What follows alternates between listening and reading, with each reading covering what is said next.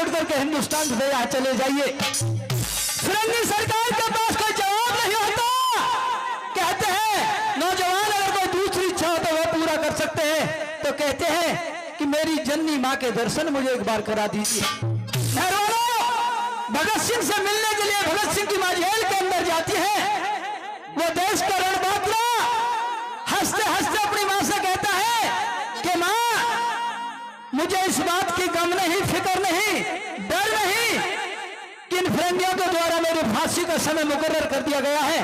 केवल आपका आशीर्वाद चाहता हूं। इन लाइनों के द्वारा क्या भगत सिंह कहता है, क्या भगत सिंह की मां कहती है।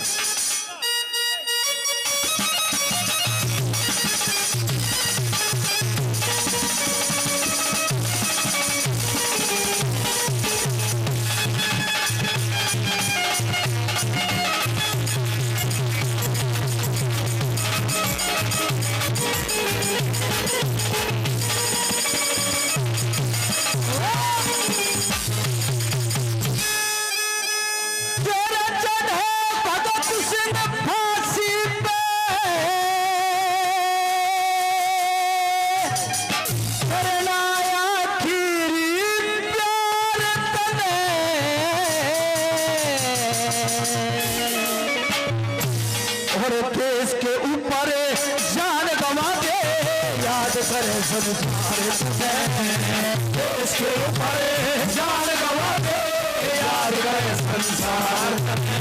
चढ़े चढ़े भगत सिंह फांसी पे, चढ़े भगत सिंह फांसी पे, करना आखिर प्यार करे। इसके ऊपर जान गवा दे, याद करे संसार। इसके ऊपर जान गवा दे, याद करे संसार।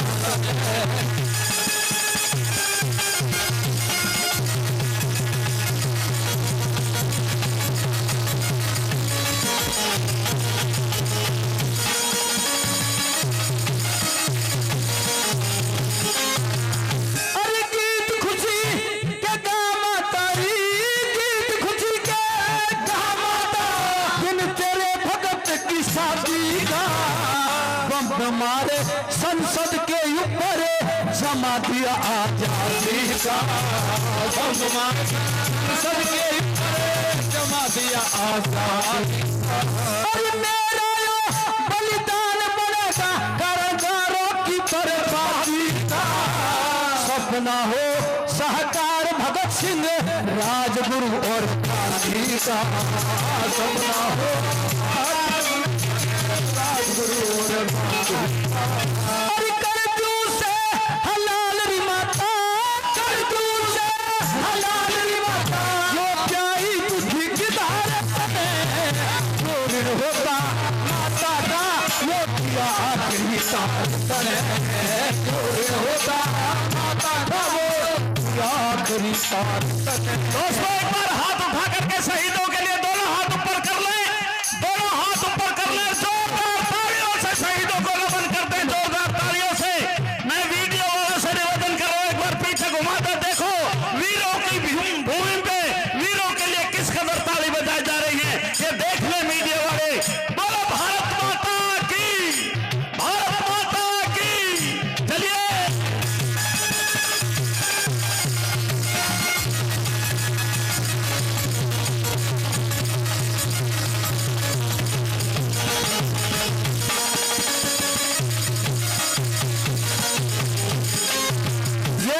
शहीद आजम वीर भगत सिंह के किस्से की रागनी पर खुश होकर के 500 रुपए का आशीर्वाद रामानंदी मोतना कला से हमारी पार्टी के लिए दे रहे हैं। बहुत बहुत धन्यवाद। आइए किस तरह से बताया।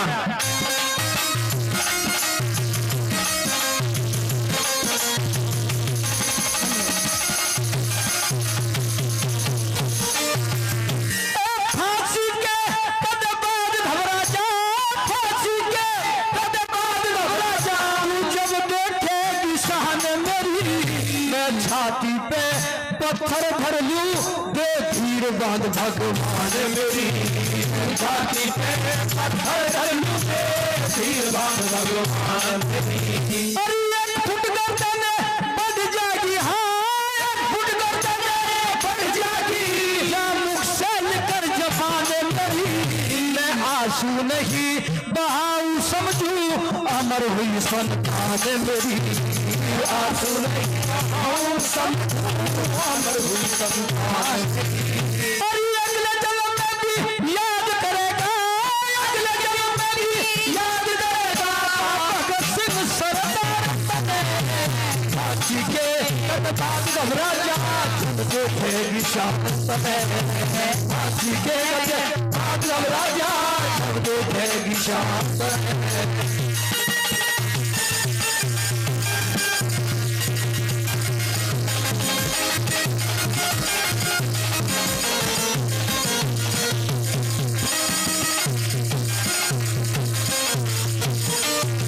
सरदार भगत सिंह की रागनी में खुश होकर के हमारे आदरणीय यमन डहीना से, जी हाँ यमन डहीना से, जिन्होंने 2100 रुपए का आशीर्वाद हमारी टीम के लिए दिया है। जोरदार ताली होनी चाहिए, जोरदार ताली। आइए जी।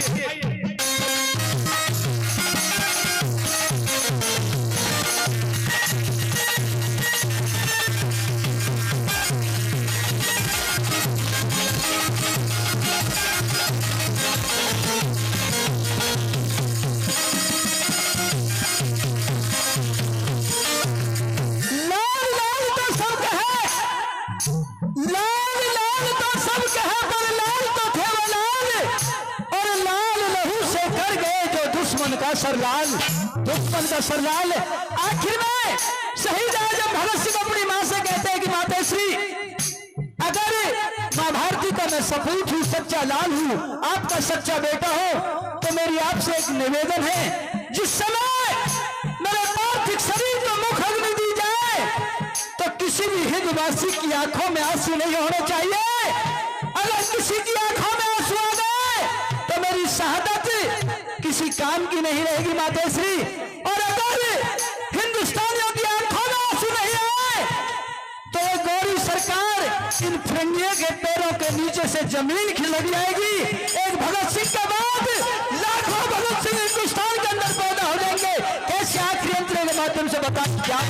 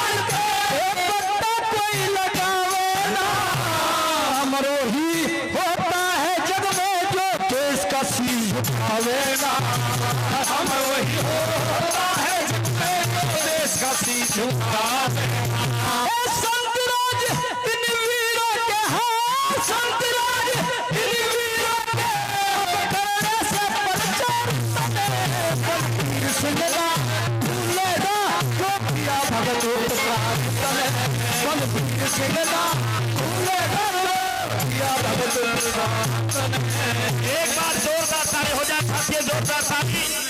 और मैं इस आशय के साथ कि हमारे बीच में हिंदुस्तान के महान नेता, किसानों के मसीहा श्री दीपेंद्र हुड्डा जी, वे क्रांतिकारी परिवार के वो शेर जिनको पूरे देश में जाना जाता है, राव यादेंद्र जी स्टेज के ऊपर मौजूद हैं। मैं मंच अपने भाई मंच संचालक महोदय जी को सौंपता हूं। बहुत बहुत धन्यवाद। Thank you so much. धन्यवाद जी। अभी हम सम्मान की कड़ी में महेंद्र सिंह एक सरपंच से निवेदन करते हैं कि वो राज्यसभा सांसद भाई दीपेंद्र सिंह हुड्डा जी को पगड़ी पहनाकर उनका सम्मान करें। महेंद्र सिंह जी एक सरपंच, उनके साथ वीरेंद्र सिंह जी एक सरपंच, हमारे पूर्व विधायक और कार्यक्रम की अध्यक्षता कर रहे राव यादवेंद्र सिंह जी को पगड़ी पहनाकर उनका सम्मान करें। जोरदार तालियों से स्वागत करें।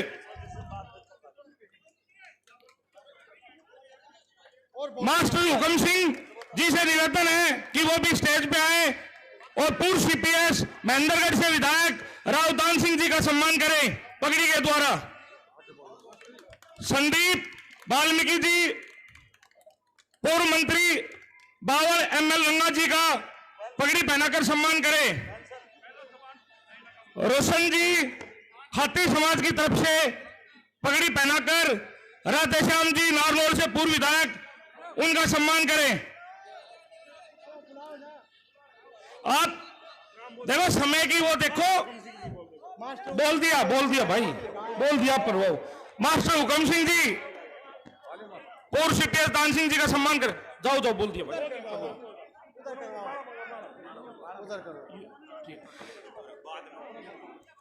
कंवर सिंह जी रंगा जी को यार, हाँ रंगा जी को बोल दिया मैंने उल्टी। संदीप वाल्मीकि जी आए और हमारे पूर्व मंत्री बावल एमएल रंगा जी का सम्मान करें। एक मिनट आपसे निवेदन है कि 2 मिनट का समय दो पर सम्मान प्रक्रिया हो जाए पूरी। आप एक बाद में फिर कर देंगे एक बार मैं बोलूं ऐसी समाज के लिए और आप सम्मान करके स्टेज से हो जाए। ये ऐसे यार भाई एक मिनट बताओ यार, यू तो आप इधर सारे चल जाएंगे। बताओ नरेंद्र सिंह कर रहे आपका करवा देंगे तो चल रहा वो तो होने दो। आप होने के साथ बोल रहे थे कौन सर? संदीप वाल्मीकि समुदाय से एमएल रंगा जी, संदीप और उनके साथी एमएल रंगा जी पूर्व मंत्री बावल उनका स्वागत करेंगे पगड़ी के द्वारा। और 3 बार बोल दिया। अब जाओ मुझे बोलने दीजिए, मैं अपना हिसाब से बोलता हूं। आप नहीं बोल सकते समाज। सुनो एक सेकंड यार, ऐसे नहीं होता है। राधे श्याम जी का नाम ले, राधे श्याम जी का। चेन्नई से राधे श्याम जी गोपी चेन्नई से हमारे बीच एमएम गोपी जी राधेश्याम जी तक आया खाली बोलो ना नाम तो बोलो। नरेंद्र कंवर सिंह जी एक्स पंच पूर्व सीपीएस अनिता जी को शॉल भेंट करेंगे। लिख तो नहीं बोल दे राम नरेंद्र को बोल दे। बोल दे ये बोल दे कोई सा, ये नाम बोल दे कोई सा भी। राम रोशन जी आप आ जाओ पगड़ी के द्वारा। आप आ जाओ। अरे सर और भी साथ है ना, बड़े बुजुर्गों को तो नाम लेना था ना। मैं Rao Narendra Singh x health minister उनका पगड़ी के द्वारा सम्मान करेंगे। आपको बता दें रामवीर को बोल दो। रामवीर से ये नाम दे रखे हैं, नाम कबीर समाज, वाल्मीकि समाज, रविदास समाज,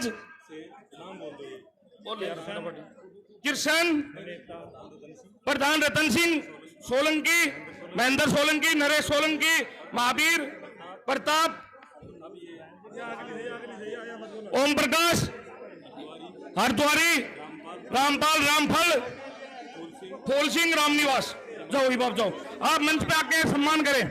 भाई आप एक बार इस तरफ आ जाओ। जितेंद्र मास्टर जी कारोली और एक सरपंच कारोली पगड़ी पहनाएंगे एमपी साहब को।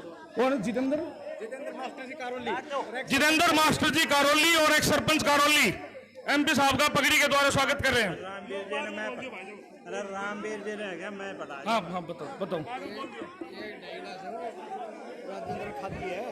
जवान सिंह जी बीओ, रामवीर जी पूर्व विधायक वो पगड़ी पहना कर उनका सम्मान कर रहे हैं। आप सबसे निवेदन है कि हमारे बीच में अनिल भाई पालावास से पधारे हैं, हम उनका भी स्वागत करते हैं। अर्जुन मांडिया गुलदस्ता देख के एमपी साहब का और राव साहब का स्वागत करेंगे। एक बार अगर सम्मान प्रक्रिया हो गई हो तो आप प्लीज हमारे बीच में हमारे बहुत ही आदरणीय सोनू हुड्डा भाई साहब पधारे हैं, हम उनका भी स्वागत करते हैं। कहाँ से? निशान से रंजीत सिंह जी पगड़ी पहना कर करें। स्टेज की एक बार हो तो जाइए, पढ़ाने लग रहे हैं। अगर ये सम्मान प्रक्रिया होने के बाद आप सबसे विनती है कि एमपी साहब और राव साहब आपसे बाद में मिलेंगे, आप एक बार स्टेज को खाली कर दें। ये गदर करते ही करते हैं। आप सबसे निवेदन है कि रोड़ा ना करें, शांति से सबके सम्मान। बाबा बुला देंगे आप एक बार, लेकिन आगे का तो हो जाए।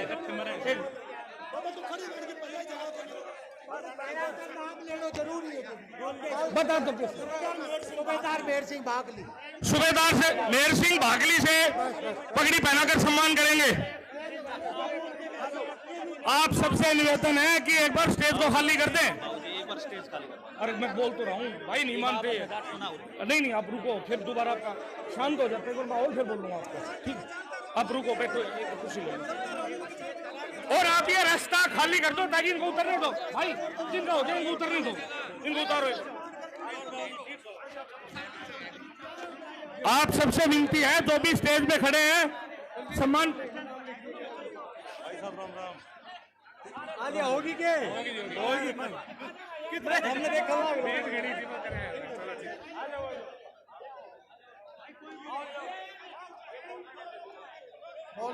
आप सबसे निवेदन है कि फिर मैं अभी बुलवा ही देते हैं सम्मान प्रक्रिया। एक बार तो सबका बोल दिया, अब धीरे धीरे उसको बुला लेते हैं।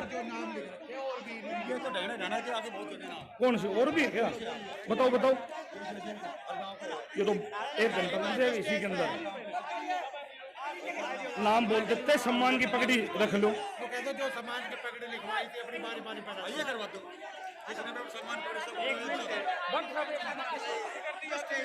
ठीक है, ठीक। डॉक्टर रोहतास जी रोचुआ से कहता हूँ कि वो भी आगे लाल बास बटोड़ी की तरफ एमपी साहब का सम्मान, कैप्टन रामजी लाल बास बिटोड़ी से वो भी पगड़ी से सम्मान कर रहे हैं। और जिन भी हमारे सम्मानित बुजुर्गों ने पगड़ी लिखवाई थी वो जल्दी एक एक करके अपनी पहना के और आ जाए इधर स्टेज से। वेद प्रकाश डाडरा से मैं निवेदन करूंगा कि वो भी अपने सम्मान की पगड़ी पहनाए। महेश फौजी बोतवा शहीद, अनूप नंबरदार बठेड़ा, मांगलाल गुरापुरा, परवीन ओला, तरविंदर बुडोली, सुनील नांगलमुंदी, त्रिलोक बोडिया कमालपुर, गोपाल मांडिया, अभिषेक आलियास, रामानंद सरपंच चौकी, रामकिशन सरपंच चौकी, अतर प्रधान चौकी नंबर 2।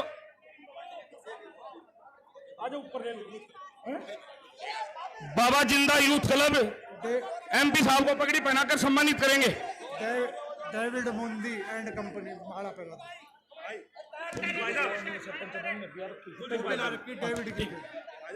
डेविड मुंदी से साथियों के साथ तो करो, बोल 3 वर्ष बोल दी, ये बोल दिए नाम सारे यूथ अभी। हाँ, बोल दिए नाम, बोल दिए। अब बोल कौन से बोलने बता? यूथ बड़ी माला के लिए, यूथ बड़ी डैना से। एक बार ये खाली हो जाता माला जब आएगी, नहीं तो और किधर हो जाएगा। 2 मिनट रुकिए, इनको खाली होने देंगे। सभी शांति रखें, एमपी साहब का आदेश है, सबसे मिलके भी जाएंगे, सबके पगड़ी और सम्मान भी लेंगे। आराम से बैठे रहे एक एक को।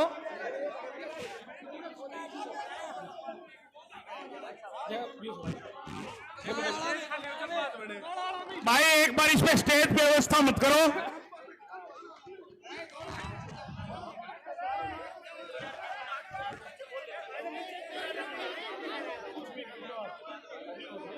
कुछ भी कर लो, आप इतना भी कर लो, कुछ भी कर लो, नहीं बोलना। हाँ, तो ये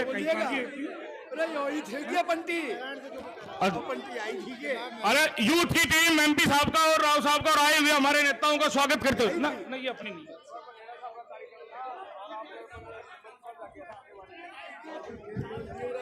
एक बार स्पीच करवा दे तो बीच में करवा देंगे। बताओ स्पीच का नाम दिया था ना बीओ साहब, दियो पर्ची स्पीच वाली, जो स्पीच की आपने लिखी थी ना, स्पीच के नाम जो आपने लिखवाए थे, कहाँ है वो? शुरू करो, राधे श्याम से शुरू करो। हाँ, और कोई बता दियो किसके बीच में किसी का बोलना। रामवीर जी का लिख दिया, रामवीर जी का। हाँ, रामवीर का, पगड़ी तो होगी ना।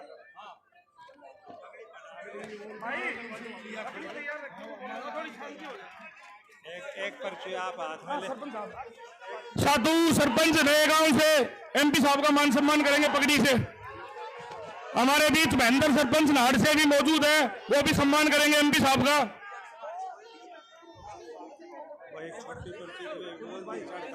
बोल दिया, सबका बोल दिया, धन्यवाद, सारा बोल दिया।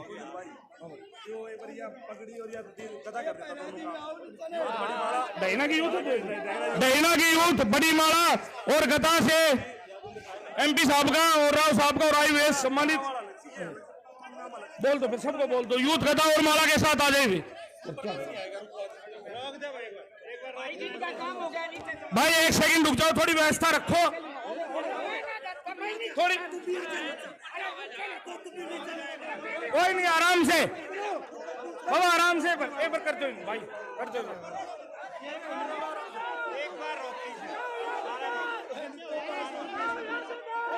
अगर सम्मान प्रक्रिया, सारे युवा साथियों से निवेदन है कि स्टेज को खाली करें। और इसी बीच मैं रामवीर जी पूर्व एमएलए पटौदी, उनसे निवेदन करूंगा कि वो आए और अपनी बात रखें। भाई एक बार स्टेज खाली कर दो। मैं युवा साथियों से निवेदन है कि एक बार स्टेज खाली कर दो एक बार। यमन मारा मंगवा। मेरा रामवीर जी पूर्व विधायक पटौदी से निवेदन है कि वो आए और अपनी बात रखें। 2 मिनट शांति हो जाए। पंचायत समिति के मेंबर लुकस भाई साहब और पहला सरपंच जी सादत नगर आए, अपना सम्मान करें एमपी साहब का। पूर्व विधायक रामवीर जी आइए भाई, एक बार यार हट जाओ यार, स्पीच भी कर। अब मान लो एक बार, अंकल जी देखो आ रहे मंत्री, एक बार अब साइड आओ जी।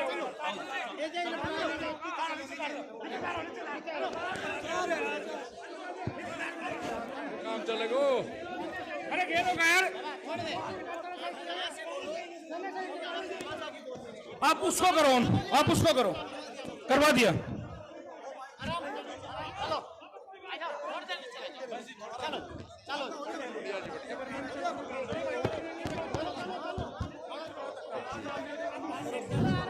वो कर रहे हैं। बहुत ही मान सम्मान के योग्य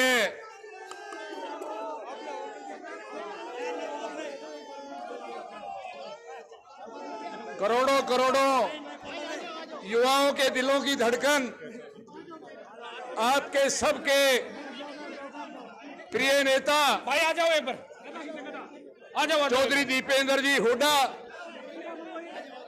सांसद, बहुत ही सम्मानित आज के इस सभा के प्रधान भाई आ जाओ। श्री यादवेंद्र जी, बहुत ही सम्मानित मेरे गुरुजी स्वामी लालदास जी, मंच पर उपस्थित सभी मंत्रीगण, पूर्व मंत्रीगण, विधायकगण, साथियों, आज आप सबको पता है कि आज शहीदी दिवस है और आज के दिन ही सरदार भगत सिंह, राजगुरु और सहदेव जी को की शहीदी हुई थी।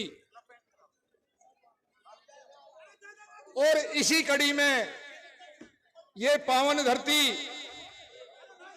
राव तुलाराम जी की धरती है जो हमारे शहीद हुए हैं। मैं एक बात अवश्य कहना चाहूंगा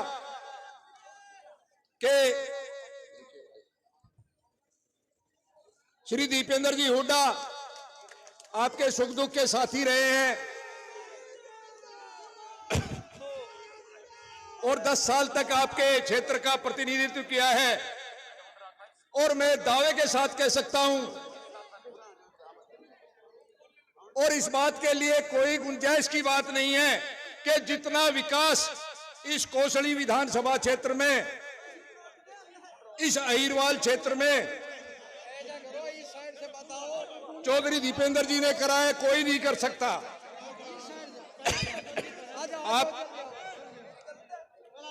आपके यहां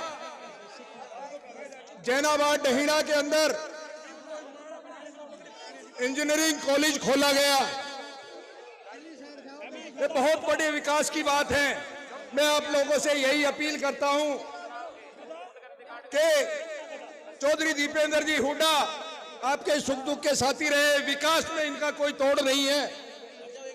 मेरी आपसे यही प्रार्थना है कि कांग्रेस की मदद करें। कांग्रेस आने वाले चुनाव के अंदर कांग्रेस का हाथ का बटन दबाकर भाई दीपेंद्र जी को लोकसभा के अंदर भेजे, जिससे आपका जो विकास रुका हुआ है इस 10 साल के अंदर इस सरकार ने, बीजेपी की सरकार ने कुछ नहीं किया। एक बात मैं अवश्य कहना चाहता हूं, प्रधानमंत्री जी कहते हैं हम विश्व गुरु बनाएंगे भारत को। जिस देश के अंदर 85 करोड़ लोगों को मुफ्त में राशन दिया जाता है, इसका मतलब उनके पास कोई काम नहीं है। कैसे विश्व गुरु बन सकता है? आप सोच सकते हो। यह सरकार गरीबों के विरोधी सरकार है और भय का वातावरण पैदा करती है। आप लोगों से यही प्रार्थना है कि इस भय के वातावरण को दूर करने के लिए हाथ के निशान पर बटन दबा के भाई दीपेंद्र जी को भारी बहुमत से जिताएं। आपने मेरी बात सुनी, आपका बहुत बहुत धन्यवाद। जय हिंद, जय भारत।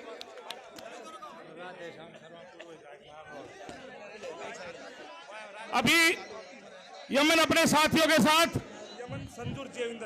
यमन देवेंद्र संजू गदा से एमपी साहब का, राव साहब का और आए हुए मेहमानों का सम्मान करेंगे। और इसके बाद में नारनौल से पूर्व विधायक राधे श्याम शर्मा जी से निवेदन करता हूं वो आए और अपनी बात रखें। राम राम जी, सबको राम राम। एक बड़ी खुशी की बात है कि कोसली हल्के से सीपीआईएम जो कम्युनिस्ट पार्टी, कामरेड पार्टी है, सीपीआई और सीपीआईएम, ये जो है ये हमारे कॉमरेड साथी हैं, लाल सलाम वाले साथी हैं। तो सीपीआई और सीपीआईएम दोनों दलों ने कोसली हल्के से और पूरे अपने, वैसे तो देश में अलायंस हो गया, हम धन्यवाद करते हैं, मैं कोसली हल्के से भी बहुत बहुत समर्थन किया। हम इनका सबका बहुत बहुत, अंकल का नाम बहुत बहुत धन्यवाद करते हैं, राम कुमार जी और सारे साथी। अब बहुत से साथी जो मिलने, मैं सबसे एक रिक्वेस्ट करूंगा क्योंकि बहुत लोग बैठे हैं यहाँ पे। प्रोग्राम के बाद राम राम जी, राम राम जी। प्रोग्राम के बाद आराम से हर आदमी से बड़े आराम से मिलके, जब तक आखिरी आदमी इजाजत नहीं देगा कि एमपी साहब अब ज्यादा लेट हो गए, अब आप घर चले जाओ, तब तक मैं यहाँ बैठूंगा। प्रोग्राम के बाद सभी से मिलेंगे। तो अभी मगर बहुत लोग बैठे हैं, तो सभी से आग्रह है कि कोई साथी अभी स्टेज पे जितना जल्दी अपना हो जाए। तो उसमें भाई ये प्रस्ताव पारित है क्या, ये जो भाई बाद में मिलेंगे, तो जो सारे आ रहे हैं साथी, अभी मान सम्मान सबका हो जाएगा, लेकिन उसके बाद जो फोटो वगैरह खिंचवा रहे हैं वो फोटो बाद में खिंचवा लेंगे अपन, सेल्फी वगैरह वाले। अभी मैं राधे श्याम शर्मा जी, एक्स एमएलए नारनौल से निवेदन, एमएलए साहब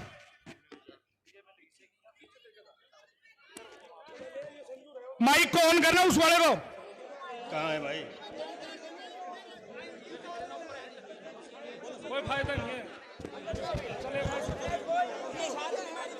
आज के हमारे मुख्य अतिथि परमादरणीय चौधरी दीपेंद्र सिंह हुड्डा जी, आज की इस सभा के संयोजक परमादरणीय राव यादवेंद्र सिंह जी, राव नरेंद्र सिंह जी पूर्व मंत्री, राव दान सिंह जी, रंगा साहब, जसवंत जी पूर्व सीपीए, सनिता जी, इस सभा में उपस्थित सभी साथियों और बुजुर्गों, अरे मुन बोल। सबसे पहले मैं आप सबको होली की बधाई देता हूं।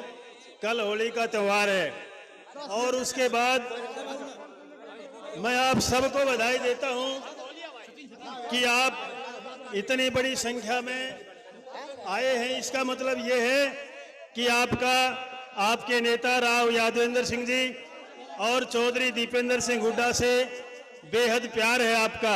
आप सबको मैं बधाई देता हूं और यादवेंद्र जी को बधाई देता हूं कि इतनी बड़ी जनसभा इन्होंने आयोजित की है। और साथ ही साथ मैं दीपेंद्र जी को इस बात की बधाई देता हूं कि दिन रात केवल रोहतक में नहीं, सारे हरियाणा के अंदर घूम घूम करके मेहनत कर रहे हैं। आदरणीय साथियों और भाइयों, हमारी जब सरकार अगर आप बना देंगे, हमारा जो इलाका है जवानों का और किसानों का इलाका है, यदि हमारी सरकार आती है तो किसानों को एमएसपी का भाव देंगे फसल का। और जो ये अग्निवीर की बात है, ये अग्निवीर की व्यवस्था को समाप्त करके और नियमित भर्ती हम शुरू करवाएंगे, ये हमारी सरकार का वादा है। इसके साथ ही साथ जो हमारे कच्चे कर्मचारी हैं, उन कच्चे कर्मचारियों को पक्का करवाएंगे। और दूसरी बात भाई, आप सबके ध्यान देने की बात यह है कि हमारा ग्रामीण इलाका है और ग्रामीण इलाके से प्रजातंत्र शुरू होता है। और इस सरकार ने डीसी को, सरपंच को सस्पेंड करने की जो पावर दे रखी है, उस पावर को हम समाप्त करने के पूरा वो करेंगे, जिससे कि आप सबको, जो हमारे सरपंच भाई हैं, उनको पूरा सहयोग मिले और वो अपना काम पूरी ताकत से और शक्ति से कर सके।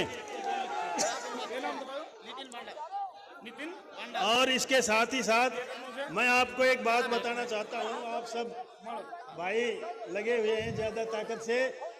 तो अब मैं गांव के अंदर हमारी टीम को लेकर के गया था, कोसली के गांव में हमारी ड्यूटी है। गांव वालों का ये कहना है कि पिछली बार हमने भूल कर दी, हमें उस बात की बड़ी तकलीफ है, बड़ा पछतावा है। और अब की बार हम पूरी ताकत से देवेंद्र जी को, दीपेंद्र सिंह एमपी को जिता करके और अपना पूरा का पूरा जो वादा है, जो पहले जो गलती हो गई थी, जो भूल हो गई थी, उसको हम पूरी तरह से समाप्त कर देंगे। इस बात के लिए आप सबको बहुत बहुत बार बार बधाई है, मुबारकबाद है।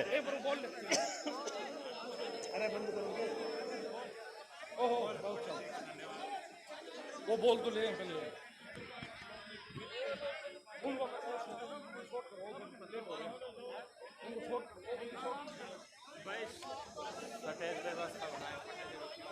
थोड़ी सी स्टेज पे व्यवस्था बनाएं, थोड़ी स्टेज पे व्यवस्था बनाएं, आप सबसे निवेदन है। अभी साधु सरपंच अपनी तरफ से सम्मानित कर रहे हैं।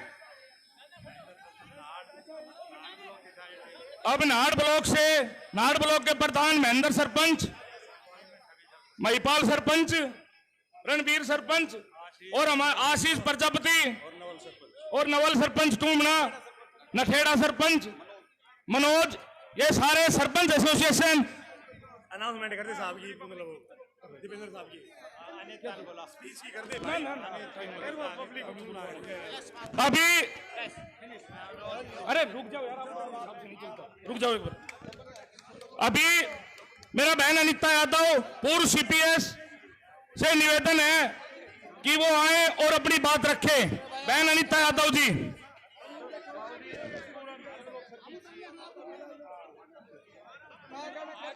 बहन अनिता यादव जी से निवेदन है कि वो आए और अपनी बात रखें। गजेंद्र मोतला अब एमपी साहब को बुक्का देख के सम्मानित करेंगे। चलो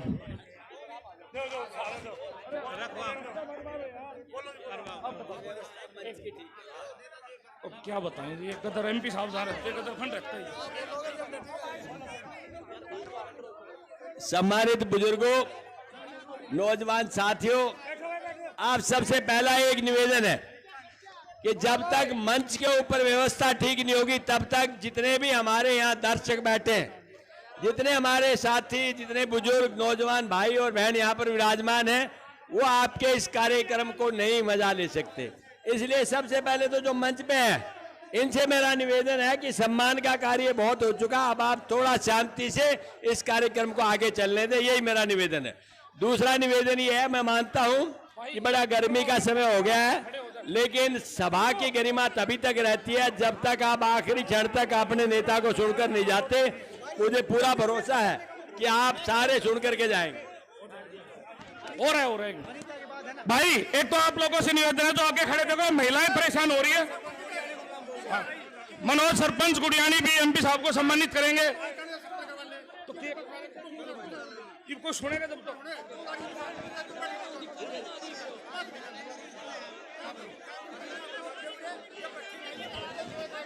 आप सबसे निवेदन है कि देखो पीछे महिलाएं बैठी है।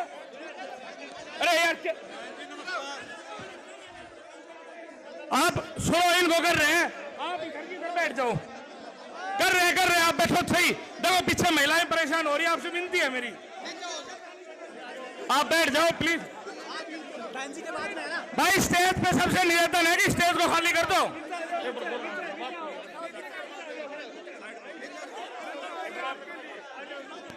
मैं जो सारे एक मिनट, मैं सभी साथी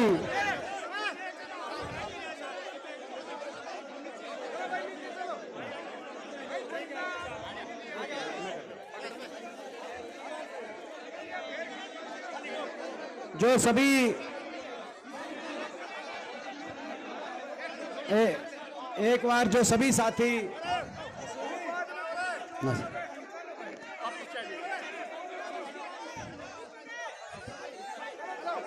अभी जो सारे साथी जो स्टेज पे अभी जो मान सम्मान में सबका धन्यवाद करते हैं हम। कहाँ से हैं आप? एक मिनट रुक जाइए आप 1 मिनट रुक जाइए, 1 मिनट रुक जाइए, मैं रिक्वेस्ट कर रहा हूं।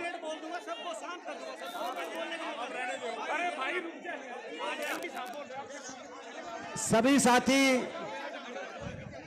भाई सभी का मान सम्मान, कोई एक का भी मान सम्मान ऐसा नहीं होगा कोई करना चाहे और किसी का रह जाएगा, सभी का लेंगे। पिछले 1 घंटे से सबका ले रहे हैं, लेकिन अब थोड़ी देर सभा, क्योंकि लोग बहुत देर से बैठे हैं, इसके सभा के बाद हाँ भाई पीछे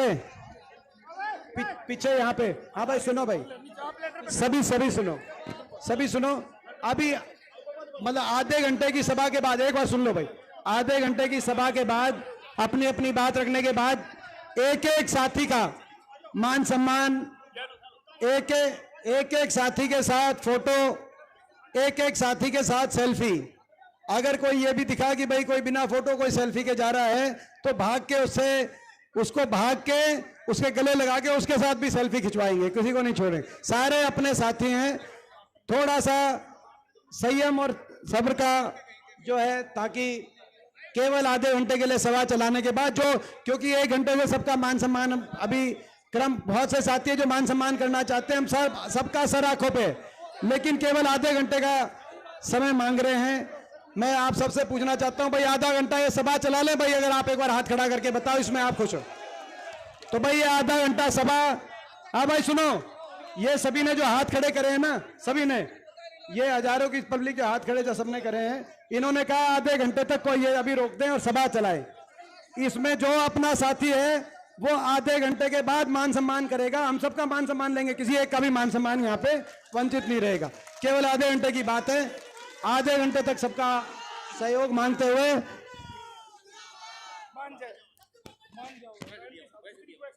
हेलो भाई, यार सुनो,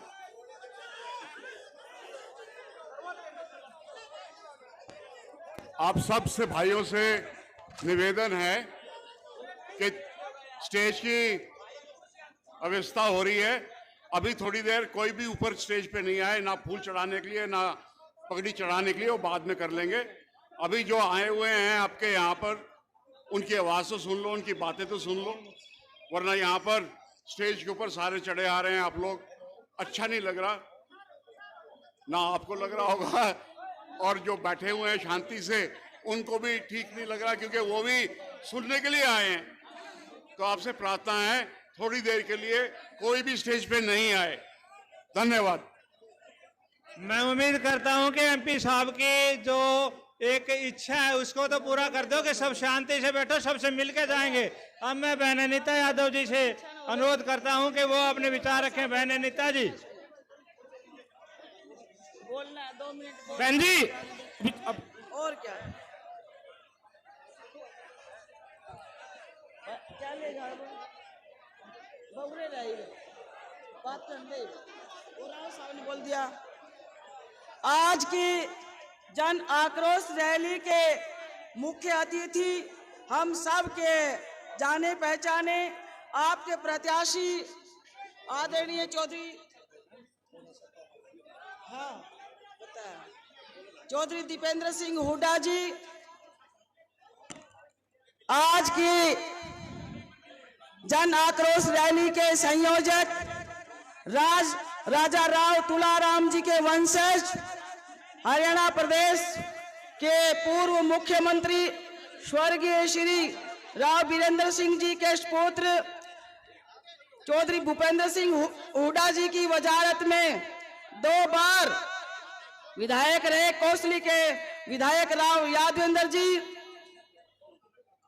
हरियाणा प्रदेश के दक्षिणी हरियाणा छोर में अपनी पहचान यूं ही सी नहीं बन जाती, उसमें दम लगाना पड़ता है।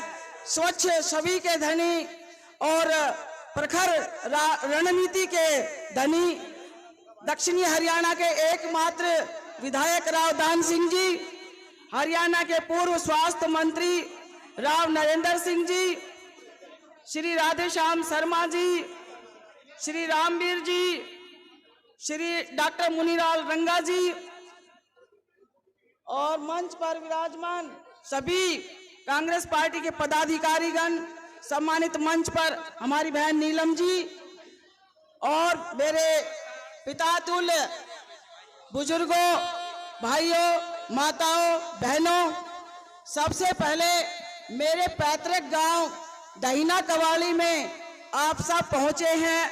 आप सबका हार्दिक स्वागत, हार्दिक अभिनंदन।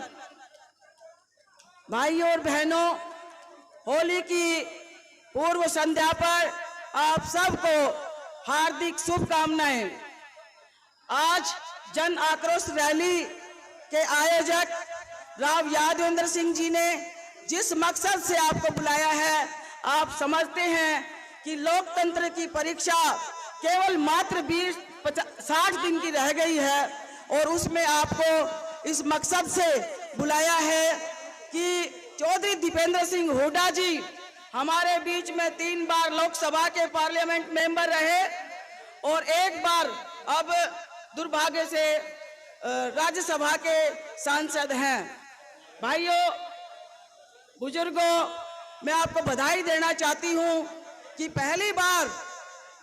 जब आप पहली बार मत का प्रयोग कर रहे थे, जब चौधरी दीपेंद्र सिंह हुड्डा जी को आपने भारी बहुमत से सबसे छोटी उम्र के सांसद को भारत की संसद में अपना लोकसभा का प्रत्याशी बनाकर, सांसद बनाकर भेजा, ये आपको पहली बधाई देना चाहती हूं। भाइयों, दूसरी बधाई मैं इस बात के लिए देना चाहती हूं कि आपने जिस सांसद को इस लायक समझा और अपना प्रत्याशी इतनी छोटी एज में भारी बहुमत से बनाया, तो उन्होंने भी आपकी इज्जत के 4 चांद लगाए।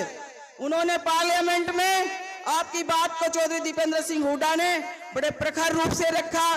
किसान, मजदूर, सभी वर्ग का जो भला जो कर सकते हैं, वो सारी बातें समय समय पर पार्लियामेंट में उठाई और उसका परिणाम आप समझते ये निकला कि संसद में विपक्ष की केंद्र की सरकार होने के बावजूद भी आपको भाई साहब सर्वश्रेष्ठ सांसद का पुरस्कार मिला। ये सब इलाका वासियों को और हमारे भाइयों को बधाई जाती है। सांसद महोदय राव यादवेंद्र जी के सहयोग से और मुझे ये कहने का अति हर्ष है इस बात का कि जब भी मैंने कोई ग्रांट गांव के लिए नार जाल जूटी क्वार सुधराना बढ़ेंगी और झाड़ोदा गांवड़ी मैं गांव गिनाने लग जाऊंगी तो 250 गांव गिना दूंगी। जब भी मैंने राव यादवेंद्र जी को कॉन्फिडेंस में लिया कार में और आपसे जब भी जो ग्रांट मांगी, आपके एमपी साहब ने वो ग्रांट दी और नहीं दी तो कोई भी भाई बता सकता है, चाहे वो कंवाली का गांव हो, चाहे ढहीना का गांव हो, चाहे जैनाबाद का राव वीरेंद्र सिंह कॉलेज हो। इतनी सारी बहुत सी संस्थाएं आपने दी। ये तो राव दान सिंह जी भी खुल के बताएंगे कि केंद्रीय विद्यालय भी हमारे को मिला और ये सब किनकी देन थी? चौधरी भूपेंद्र सिंह हुड्डा के वजारत में मुख्यमंत्री के समय 10 साल के समय में जितना आपको पैसा मिला, मैं कह सकती हूं कि जितनी नौकरी मिली, जितना पैसा मिला, जितनी संस्थाएं मिली, राव वीरेंद्र सिंह के नाम से कॉलेज हमें जैनाबाद में मिला, ये किसी से छुपा हुआ नहीं है। मुझे 2 मिनट बोलने का टाइम मिला है, इसलिए मैं कहना चाहती हूं कि आपने एक तरफ तो वो सांसद है, वो कहता है कि भाइयों मुझे वोट नहीं चाहिए, वोट तो केवल एक ही जगह देनी है। हमने तो बीजेपी को भी वोट नहीं देनी, बीजेपी भी खत्म कर दी। ये तो मोदी का नाम आ गया सीधा। पहले तो पंच, सरपंच, एमएलए और सांसद का नाम आता था कि इनको ग्रांट देकर ये काम करवाएंगे, लेकिन इस चेन को भी, इस संवैधानिक पद को भी खत्म कर दिया और केवल प्रधानमंत्री का और मोदी का नाम रह गया कि भाइयों मुझे वोट नहीं चाहिए। या तो आप बताएं कि यहाँ का सांसद कितनी बार यहाँ आया है, या यहाँ का सांसद चौधरी दीपेंद्र सिंह हुड्डा कितनी बार यहाँ आए हैं। आप ये लगा सकते हो, आपके हर सुख दुख में सांसद दीपेंद्र हुड्डा आपके बीच में खड़े रहे हैं। इसलिए समय की प्रतिबद्धता होने के कारण हम जिस बात से भटक गए थे, हमारा मकसद हमसे भटक गया था। आपको एक लास्ट बात कहना चाहती हूं और इस बात को आप बड़ा ध्यान से सुनना कि आप समझते हो कि चौधरी भूपेंद्र सिंह हुड्डा भी पार्लियामेंट मेंबर थे, वो भी दिल्ली से चंडीगढ़ गए थे मुख्यमंत्री का पद लेकर। ये आपकी वोट बहुत महत्व रखेगी इस बात का कि आप चौधरी दीपेंद्र सिंह हुड्डा को सांसद दिल्ली बनाकर भेजेंगे तो ये कुर्सी 2024 की हरियाणा की कुर्सी है, ये 2024 की मुख्यमंत्री का। आप केवल कोसली वालों पर सबकी नजर टिकी हुई है, कोसली वालों को सब देख रहे हैं। राव यादवेंद्र जी आज आपको मुबारकबाद देना चाहते हैं। लोग आज आपको पलकों पे बिठाकर बैठे हैं और सुबह से जैसे आप देख रहे हैं स्वागत चल रहा है, तो इसी उम्मीद के साथ आपसे भरोसा रखते हैं कि कोसली का नाम हमारा बार बार में आता है, बीच बीच में आता है। तो जितना हम पिछली बार पीछे रह गए थे, आप सब भाइयों से, बहनों से, माताओं से मैं करबत झोली बात करके मैं ये प्रार्थना करती हूँ कि इस चुनाव को बहुत अहम समझना, दीपेंद्र हुड्डा में हरियाणा सरकार का राज देखना, यही बात मैं आपसे कहने आई थी। धन्यवाद, जय हिंद। अभी मैं निवेदन करूंगा पूर्व स्वास्थ्य मंत्री राव नरेंद्र सिंह जी से कि वो आए और अपने विचार रखें। राव नरेंद्र सिंह जी।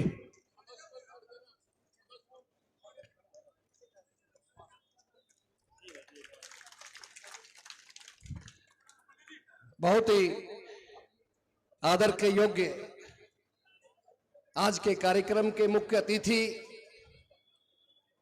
आपके लाडले सांसद, कांग्रेस वर्किंग कमेटी के मेंबर और हरियाणा ही नहीं मैं कहूंगा हिंदुस्तान की युवाओं के प्रेरणा स्रोत भाई दीपेंद्र हुड्डा जी, आज के इस विशाल जलसे कहो, जन आक्रोश रैली कहो, इसके आयोजक आपके पूर्व विधायक राव यादवेंद्र सिंह जी,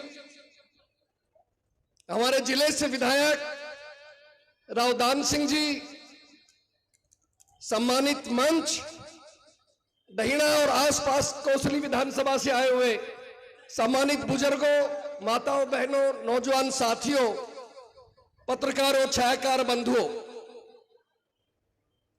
साथियों,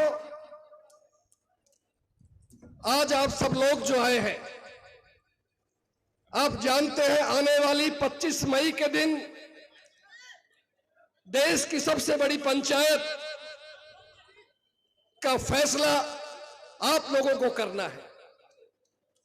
कांग्रेस पार्टी की तरफ से आपके जाने पहचाने, आपके हमदर्द कहो, जिन्होंने रात दिन आपकी सेवा की, 2 बार आपके सहयोग से यहां से और टोटल 4 बार अब तक जो सांसद बने हैं, भाई दीपेंद्र जी के लिए, आप सब साथियों के लिए आज ये जो मीटिंग का आयोजन किया गया है, ये आप फैसला करेंगे कि भाई दीपेंद्र जी ने सांसद रहते हुए कोसली विधानसभा और रोहतक लोकसभा की जो सेवा की, जो हर गांव के अंदर विकास के काम कराए, हर गांव के अंदर शिक्षा की संस्था खुलवाई, तहसील बनवाई, रीजनल सेंटर बनवाए, इंजीनियरिंग कॉलेज बनाए, महिला महाविद्यालय बनाया, ऐसा कोई काम नहीं था जो आप अपने एक जनप्रतिनिधि से, आपके अपने एमपी से उम्मीद करते हो,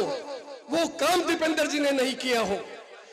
जो आप अपने एक एमपी से उम्मीद रखते हो कि जाने वाले व्यक्ति से, एमपी साहब हमसे ढंग से मिले, हमें प्यार करे और जाने वाले से उसकी जाति ना पूछी जाए, किसको वोट दिया ये नहीं पूछा जाए, जाते ही अगर सीधे काम करे, और अगर ये कोई गुण है तो दीपेंद्र हुड्डा जी के अंदर ये गुण है। साथियों, मुझे पिछले कई दिनों से लगभग 25 से 30 गांव के बीच में कोसली विधानसभा में जाने का मौका मिला।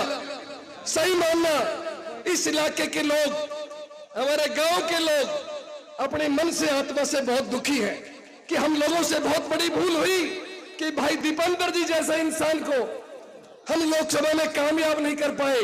तो भाई कोई आपका कसूर नहीं है, ये देश के लोग सभी गुमराह हो गए थे, हो सकता है हम भी उसमें गुमराह हो जाए, अब तो एक ही आपके बात कहना चाहते हैं साथियों कि आने वाला हरियाणा कह रहे हैं, आने वाली सरकार हरियाणा में कांग्रेस की सरकार बनेगी और कांग्रेस की सरकार बनेगी, उसका रास्ता कोसली से रोहतक चंडीगढ़ जाता है। अगर आप चाहते हो चौथी मंजिल के ऊपर आपका मुख्यमंत्री बने तो भाई दीपेंद्र जी को कम से कम 50,000 वोटों से कोसली विधानसभा जिता करके भेजना पड़ेगा। भाई दीपेंद्र हुड्डा। बुजुर्गों और साथियों, एक अंतिम बात कह के मैं अपना स्थान लेना चाहता हूं। आप जानते हो इस इलाके के भाई यादव भाई, अहीर रेजिमेंट की मांग करते थे और भाई दीपेंद्र जी ने जिस तरह संसद के अंदर वहां जो आवाज उठाई, देश की आजादी की लड़ाई से लेकर के रजांगला की लड़ाई, पाकिस्तान की लड़ाई, चाइना की लड़ाई, जो एक यादव कुल में जन्म न लेकर के इतने बढ़िया तरीके से हमारी लड़ाई को लड़ी है, हम उस भाई दीपेंद्र जी का हार्दिक धन्यवाद करते हैं।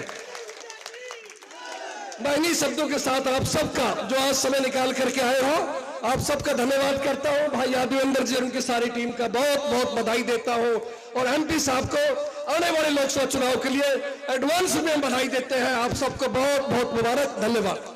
धन्यवाद राव साहब। अब मैं अनुरोध करूंगा शिक्षाविद पूर्व स्वास्थ्य मंत्री श्री मुनीलाल रंगा जी से कि वो आए अपने विचार रखें। जोरदार तालियां बजाकर स्वागत कीजिए रंगा साहब का।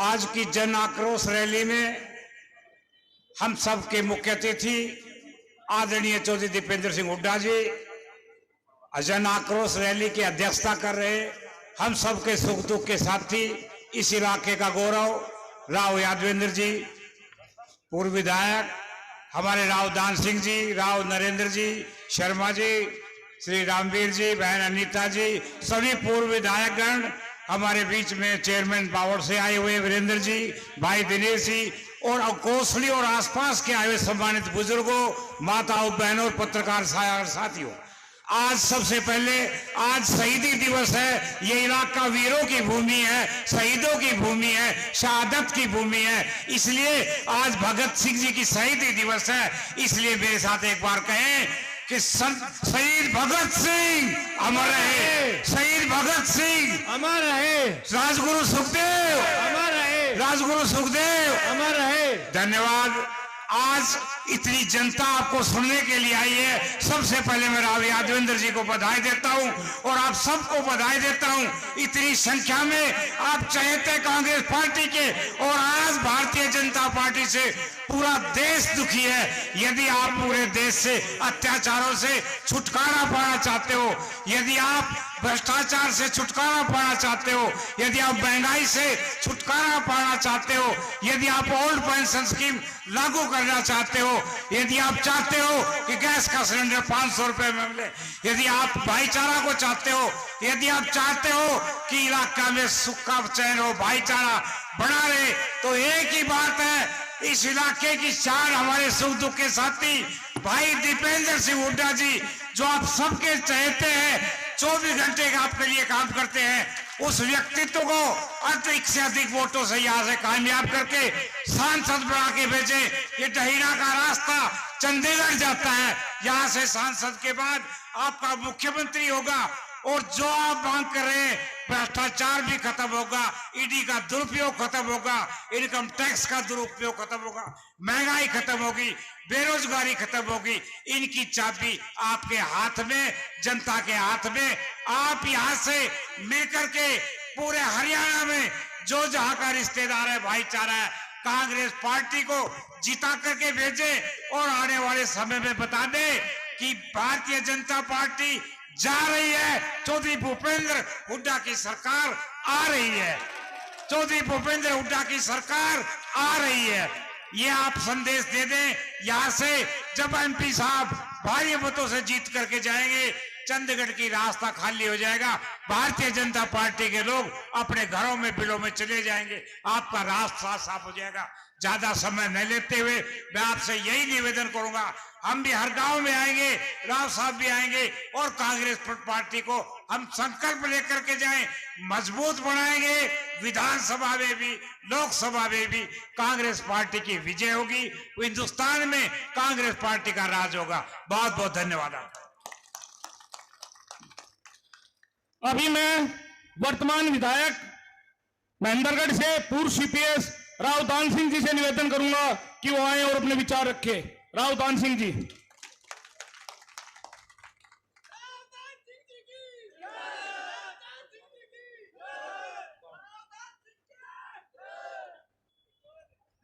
भारतीय संसद में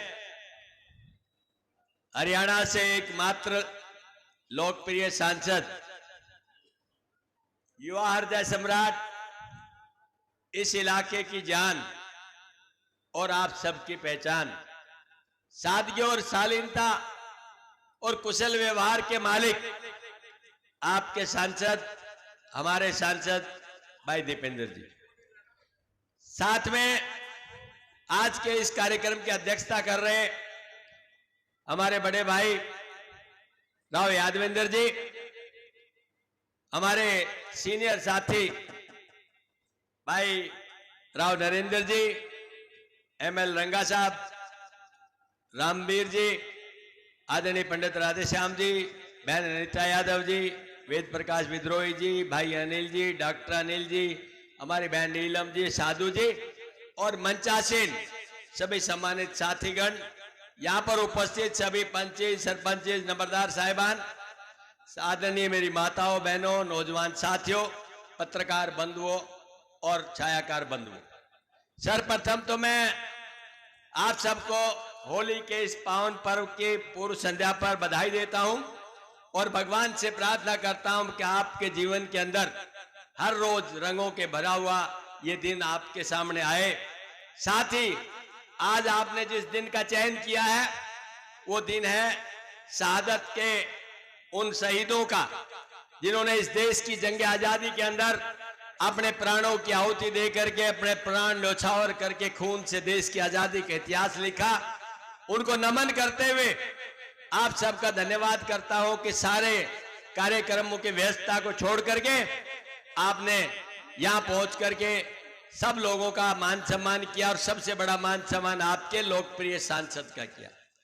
दोस्तों, मेरे से पूर्व वक्ताओं ने आज की राजनीतिक परिस्थिति पर बहुत विस्तार से विचार डाला, बहुत अच्छी तरह समझाने की कोशिश की है कि आज की वर्तमान राजनीतिक हालात क्या है, लेकिन मैं सिर्फ चंद शब्दों के अंदर आपसे एक बात कहना चाहता हूं कि जब कोई व्यक्ति किसी चीज की पहचान करता है तो उसके सामने लक्ष्य एक रहता है कि क्या अच्छा और क्या बुरा। मैं आपको 10 साल के उस अतीत की तरफ ले जाना चाहता हूं जब चौधरी भूपेंद्र सिंह हुड्डा जी इस प्रदेश के मुख्यमंत्री थे और भाई दीपेंद्र जी आपके लोकप्रिय सांसद लोकसभा के थे। सांसद वो आज भी है लेकिन लोकसभा के सांसद थे। इस प्रदेश के अंदर बेरोजगारी नाम की चीज नहीं नजर आती थी, महंगाई नाम की चीज नजर नहीं आती थी, कानून व्यवस्था का जिक्र पूरे हिंदुस्तान में किया जाता था और जहां तक विकास की बात आती है पूरे प्रदेश का चहुमुखी विकास होता था। कुर्सियां बदलती रही, नेता बदलते रहे, सरकारें बदलती रही, सांसद और विधायक बदलते रहे, लेकिन आपको इन 10 साल के अंदर इस बात का एहसास हुआ कि जिनकी कथनी और करनी में बहुत बड़ा अंतर है। एक तरफ भाजपा का ये झूठ का आरोप और दूसरी तरफ जो भूपेंद्र सिंह हुड्डा और कांग्रेस की सच्चाई का वो राज, फैसला आप स्वयं कर लेंगे कि कौन सही है और कौन गलत है। दोस्तों, ये कोसड़ी का इलाका किसान और मजदूर के नाम से जाना जाता है, जहां पर अनेकों शहीद हुए, अनेकों जवानों ने देश की एकता और अखंडता के लिए जान दे करके उसके बाद की जितनी भी परिस्थितियां आई उनको आपने संभाला और संवारा। और इसी तरह से किसान का सीना है जो सूखी धरती का सीना चीर करके अनाज पैदा करना जानता है, जो अपने पसीने से सींच करके जमीन से अनाज लेकर के भूखे का पेट भरना जानता है। लेकिन मैं आपसे एक बात कहना चाहता हूं, इतने अच्छे दिल के इंसान और इतने अच्छी सोच के भाई, आपसे 2 बार में ये चूक हुई तो हुई कैसे? क्योंकि राजनीति में रहते हुए राजनीतिक मकसद की बात नहीं करेंगे तो वो बात पीछे रह जाएगी। एक तरफ से हुड्डा परिवार का आपने प्यार शुरू से देखा है। जो भूपेंद्र सिंह हुड्डा जी यहाँ से चुनाव लड़ते थे, आप हमेशा भारी बहुमत से उनको, जो देवीलाल जी के सामने भी देवीलाल जी को परास्त करके मान सम्मान बढ़ाते थे। या भाई दीपेंद्र जी लड़े और आपने पहली बार आए तो बड़े मान सम्मान से आपने मतदान देकर के उन्हें विजयी बनाया। फिर ऐसी कौन सी बात हुई? क्या इनके व्यवहार में कमी आई? वो भी नहीं आई। क्या विकास में कमी आई? वो भी नहीं आई। फिर कौन सी गलती हमसे हुई है जो आपने पिछले 2 बार के चुनाव के अंदर हमें इस बात पे सोचने पे मजबूर कर दिया कि आखिर कौन सी गलती है जिसको हम पहचानना चाहते हैं। दोस्तों, सब रंग आपके सामने, हालात और वक्त बदल चुका है। ये भारतीय जनता पार्टी जिन बातों को लेकर के प्रदेश और देश में राज स्थापित किया था वो आपके सामने चश्मे से नहीं, नंगी आंखों से देखने के लिए मिलता है। जहां संसदीय बात और संविधान की बात का जिक्र नहीं किया जाता, वहां पर ईडी और दूसरी संवैधानिक संस्थाओं का दुरुपयोग किया जाता है। और ऐसे ऐसे उदाहरण कि जहां मुख्यमंत्री, विधायक और सांसदों को रातों रात जेल भेज दिया जाता है। क्या ऐसी सरकार की कल्पना आपने की थी? अगर ऐसी नहीं की थी तो आपने गलती क्यों की? मैं आपसे वादा लेना चाहता हूं कि इस गलतियों को हम दोबारा नहीं दोहराएंगे। अच्छे व्यक्ति राजनीति के अंदर दिया लेकर के ढूंढने से नहीं मिलते। एक परिवार आपको मिला, एक सांसद आपको मिला, और उसमें अगर दोबारा चूक होगी तो हम इन भाई को चंडीगढ़ ले जाना चाहते हैं दिल्ली के रास्ते से। आपके लिए वो एक ताकत बनी हुई रहेगी। मुझे पूरा भरोसा है कि आप अब की बार उस सोच से काम करेंगे जिससे आप इस प्रदेश के अंदर न केवल सांसद बना करके बल्कि प्रदेश का मुख्य मंत्री और मुख्य सेवक बना करके आपके सामने कोई आदमी आपका आता है, उस दिन आपका सीना भी गर्व से चौड़ा हो जाता है। मुझे पूरा भरोसा है कि आपके दिल में अगर हाथ रखेंगे दिल पर तो निश्चित तौर पर इस बात का एहसास करेंगे कि हमें 2 बार में चूक हुई, अब की बार हम वो चूक नहीं होने देंगे, बल्कि जितने मतों से हमें परास्त किया था उससे डबल मतों से यहां से जिता करके भेजेंगे। मैं समझता हूं ये वादा आप हमसे करेंगे। इन शब्दों के साथ ज्यादा कुछ न कहते हुए मैं एक वादे के साथ आपसे अपनी वाणी को विराम दूंगा। क्या मेरी बात पर विश्वास करेंगे आप? क्या जो बात मैं आज आपसे कहना चाहता हूं वो आप सुनेंगे? वो आप सुनेंगे? मैं जहां तक एक बात कहना चाहता हूं कि इस पार्टी ने, जो भूपेंद्र सिंह हुड्डा जी ने जो मांगे मांगी थी उनका जिक्र तो भाई दीपेंद्र जी करेंगे, लेकिन मैं इतना कह सकता हूं कि 9.5 साल से कोई प्रदेश के अंदर संगठन नहीं था। फिर भी इस प्रदेश के अंदर आज कांग्रेस हिंदुस्तान के किसी कोने में पूछे कि हरियाणा के अंदर क्या होगा तो एक ही आवाज आती है, हरियाणा में कांग्रेस की सरकार जो भूपेंद्र सिंह हुड्डा जी के नेतृत्व में बनेगी। उसका श्रेय किसी को जाता है तो सिर्फ चौधरी भूपेंद्र सिंह हुड्डा और फील्ड में काम करने वाले भाई दीपेंद्र के नाम से जाता है, जिन्होंने दिनों रात छोड़ करके आप लोगों के बीच रह करके आपके मन से रिश्ता स्थापित करके आपके अंदर जो अच्छाइयां उनको देख के और अपनी कमियों को पहचान करके आपके सामने अपनी बात कही। मैं तो यही कहना चाहूंगा कि आगे क्या हमारा प्रोग्राम रहेगा उसके बारे में जिक्र भाई दीपेंद्र जी करेंगे, लेकिन एक वादा मैं आपसे लेना चाहता हूं कि अब की बार दीपेंद्र जी को कम से कम पिछली बार से डबल मतों से जो हराया था उसे जिताएंगे। तो हाथ ऊपर उठा के एक बार वादा करते हैं। बस, धन्यवाद, जय हिंद, नमस्कार। बहुत अच्छे राव साहब। अब एक स्वागत सॉन्ग होगा, एक रागनी होगी, उसके बाद राव यादवेंद्र जी का संबोधन होगा। शुरू कीजिए रागनी।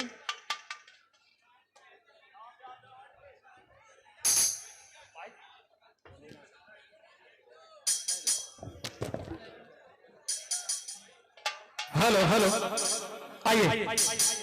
हिंदुस्तान के वो मशहूर गायक कलाकार जिन्होंने 27 देशों में जाकर के भारतीय संस्कृति को जगाने का काम किया है, हमारे बीच में परम आदरणीय गुरुजी मास्टर ब्रह्मपाल नागर जी जो स्वागत गीत लेकर के आपके बीच में आ रहे। एक बार दोनों हाथों की जोरदार ताली आपके द्वारा होनी चाहिए, जोरदार ताली।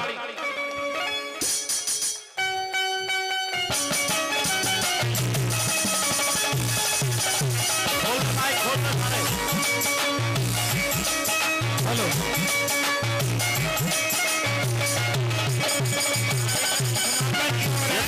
थोड़ी साइड में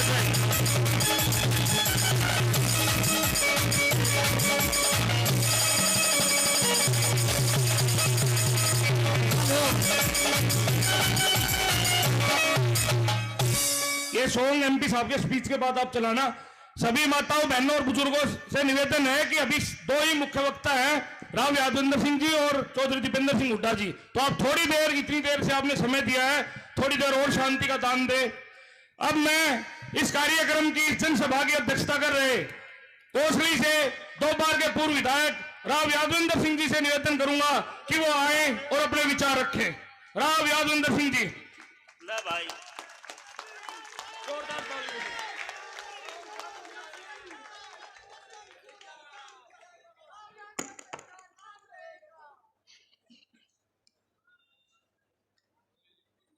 सांसद दीपेंद्र हुड्डा जी,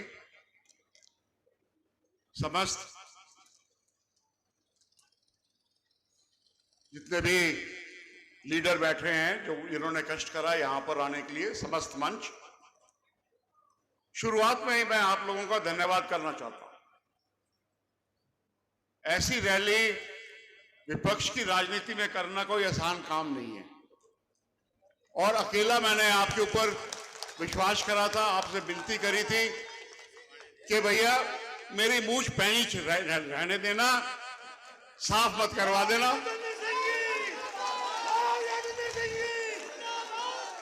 और आपने उसके ऊपर खरे उतरे हो, भाई मूंछ पैनी की पैनी रहेगी, घबराओ मत ना।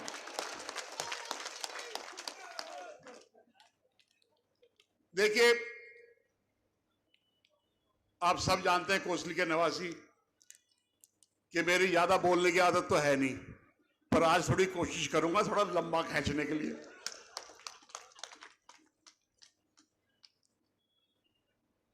देखिए, सरकार ने हमारे इलाके की 2 चीजें हैं जो बहुत अहम हैं, और उनको इन्होंने खत्म कर दिया। सबसे पहली बात, जिस प्रदेश ने, जिस इलाके ने रजांगला की लड़ाई लड़ी और अपने बच्चों को बलिदान करा, रजांगला नाथुला एक और लड़ाई है। देखिए, ये 2 लड़ाई ऐसी अहम थी हमारे देश के लिए, पर आज के दिन हमारा नाम नहीं है कहीं अहीरों में। अहीर रेजिमेंट के लिए कोई तैयार नहीं है। उसका भी एक कारण है, बताता हूं आपको।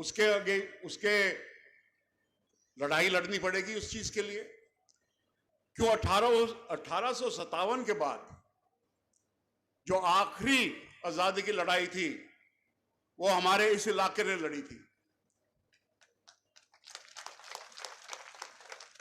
उस वक्त अंग्रेजों ने हमारे इलाके के बच्चों के ऊपर, वीरों के ऊपर लाल शाही से कांटा मार दिया था कि भाई इनका भरोसा नहीं है, कब उग्रवादी बन जाएं और हमारे को फेंकने के लिए तैयार हो जाएं। क्यों? डर था, भय था इस इलाके का। आखिरी लड़ाई यहां पर लड़ी गई नारनौल में, नसीबपुर में। उसी के लिए, उसी चीज के ऊपर आज तक हमारी अहीर रेजिमेंट नहीं बनी। उसके लिए यहां बैठ के बात करने से अहीर रेजिमेंट नहीं बनेगी। आप लोगों को सड़क के ऊपर आना पड़ेगा सबको, जब जाकर अहीर रेजिमेंट बनेगी। जैसे किसानों ने, पंजाब और यूपी के किसानों ने सड़क के ऊपर आके वो काले कानून वापस करवाए, वैसे ही आप लोगों को भी आना पड़ेगा सड़क के ऊपर लड़ाई लड़ने के लिए, अपनी मांगे पूरी कराने के लिए। आज बहुत बढ़िया मौका है, शहीदी दिवस है। एक शहीदी दिवस हम मनाया करते थे 23 सितंबर, जिस दिन नारनौल की लड़ाई लड़ी गई, हमारा इलाका ही मनाता था। उसको बाद में हरियाणा में भी, पूरे हरियाणा में लागू करा, और आज थोड़ा उसको पलट रहे हैं। 23 मार्च कर दी 23 सितंबर की जगह। ये भी हमारे साथ जाती हुई है। देखिए,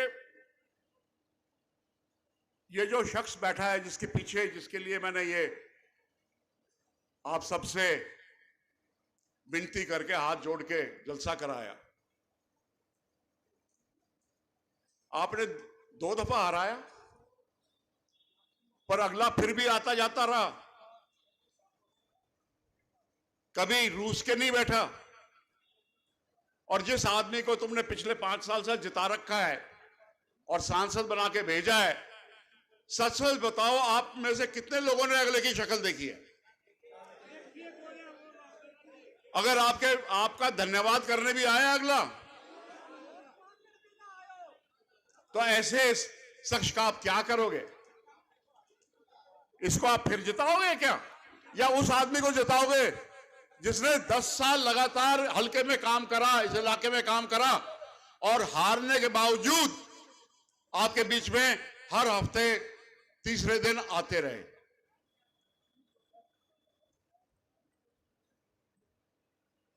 लोग बाग कई दफा पूछ लेते हैं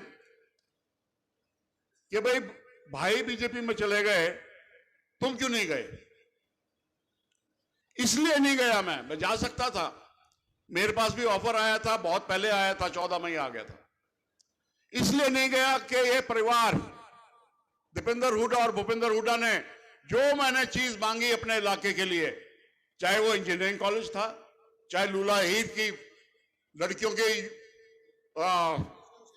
रीजनल सेंटर था, या कॉलेज था, या कोसली में 50 बेड का हॉस्पिटल था, जो मैंने मांगा इन्होंने कभी मना नहीं करा। जिन लोगों ने मेरा साथ इस हद तक दिया कि मंत्री कहने लग गए थे कि जी इनका काम आप ज्यादा करते हो, हमारा कम करते हो, इनके हल्के में भर्तियां ज्यादा होती हैं, हमारे में कम होती हैं, उन लोगों को मैं छोड़ के कैसे चला जाऊं? तो इसलिए 10 साल इनका साथ दिया, वरना बीजेपी में जाके भाई मैं भी मंत्री बन सकता था 10 साल के लिए। आपसे यही विनती है कि जो पिछला हो गया सो हो गया, आगे की सोचो। आपको कैसा सांसद चाहिए? अरे काम करने वाला चाहिए या घर बैठने वाला चाहिए? हैं? जो काम करने वाला है भाई, 10 साल का वो काम देख लो, और 5 साल 10 साल का जब बीजेपी आई है उसका काम देख लो, वजन करके देख लो किसका पलड़ा भारी है।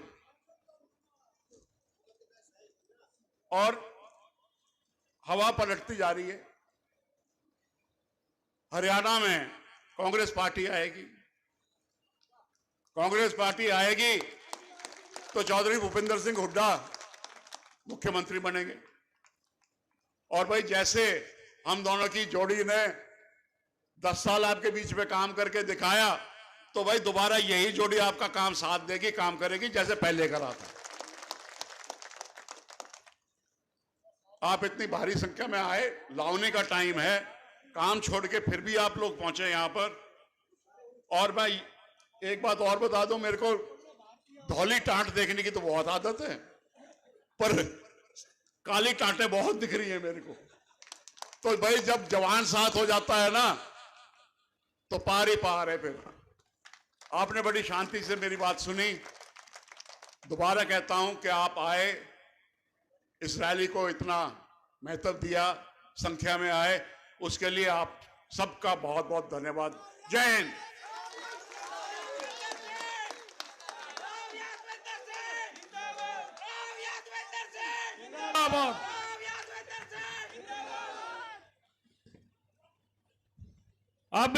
अब इतनी देर से जिनका इंतजार कर रहे हैं, इस विशाल जनसभा के आज के मुख्य अतिथि, और आप तो बहुत पुराने जुड़े हुए हो, हमारे जैसे तो 10-11 साल से जुड़े थे। मैं भी एक अपनी तरफ से बात कहता हूं कि जिस तरीके से हम जब से जुड़े हैं युवा साथी 100% अपने मन से मेहनत कर रहे हैं। आप इतने लोग यहां बैठे हो जो पुराने बहुत कर्मठ लोग हो, बस 100% एक बार इस बार विपरीत परिस्थितियों में साथ मिलके लड़ाई लड़ो, और उस लड़ाई को हम जीतते भी गए। क्योंकि हमारे नेता चौधरी दीपेंद्र सिंह हुड्डा जी जो यहां बैठे हैं, ये हमारी खुशनसीबी है कि ऐसा जनप्रतिनिधि, ऐसा नेता हमें मिला है जिनके बारे में हमें कुछ ज्यादा कहने की या कुछ करने की जरूरत नहीं है। दो ही चीज बहुत होती है, काम और व्यवहार। व्यवहार तो सबने देखा है, चाहे अपना हो, पराया हो, पक्ष का हो, विपक्ष का हो, 100% अपनी तरफ से इन्होंने जी जान से कोशिश करी है। काम देखो विपक्ष में हो या ना हो, पर कोशिश पूरी की है। और काम तो राव साहब ने और इन्होंने बता ही दिए। अभी मैं चौधरी दीपेंद्र सिंह हुड्डा जी से हर दिल अजीज हमारे युवा राज्यसभा सांसद उनसे निवेदन करूंगा कि वो आए और अपनी बात रखें।